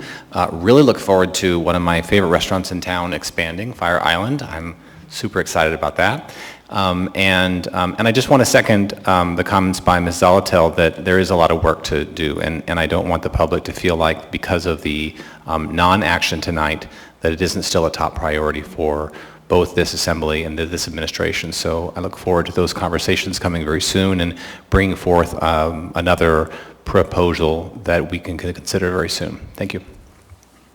Thank you, Mr. Perez-Verdia. And just, I realize I'm a little bit out of order to make my comments now, but just to echo congratulations and welcome to the new members of the administration. And then before I ask for a motion to adjourn, I just want to point out it's not even 9 o'clock. And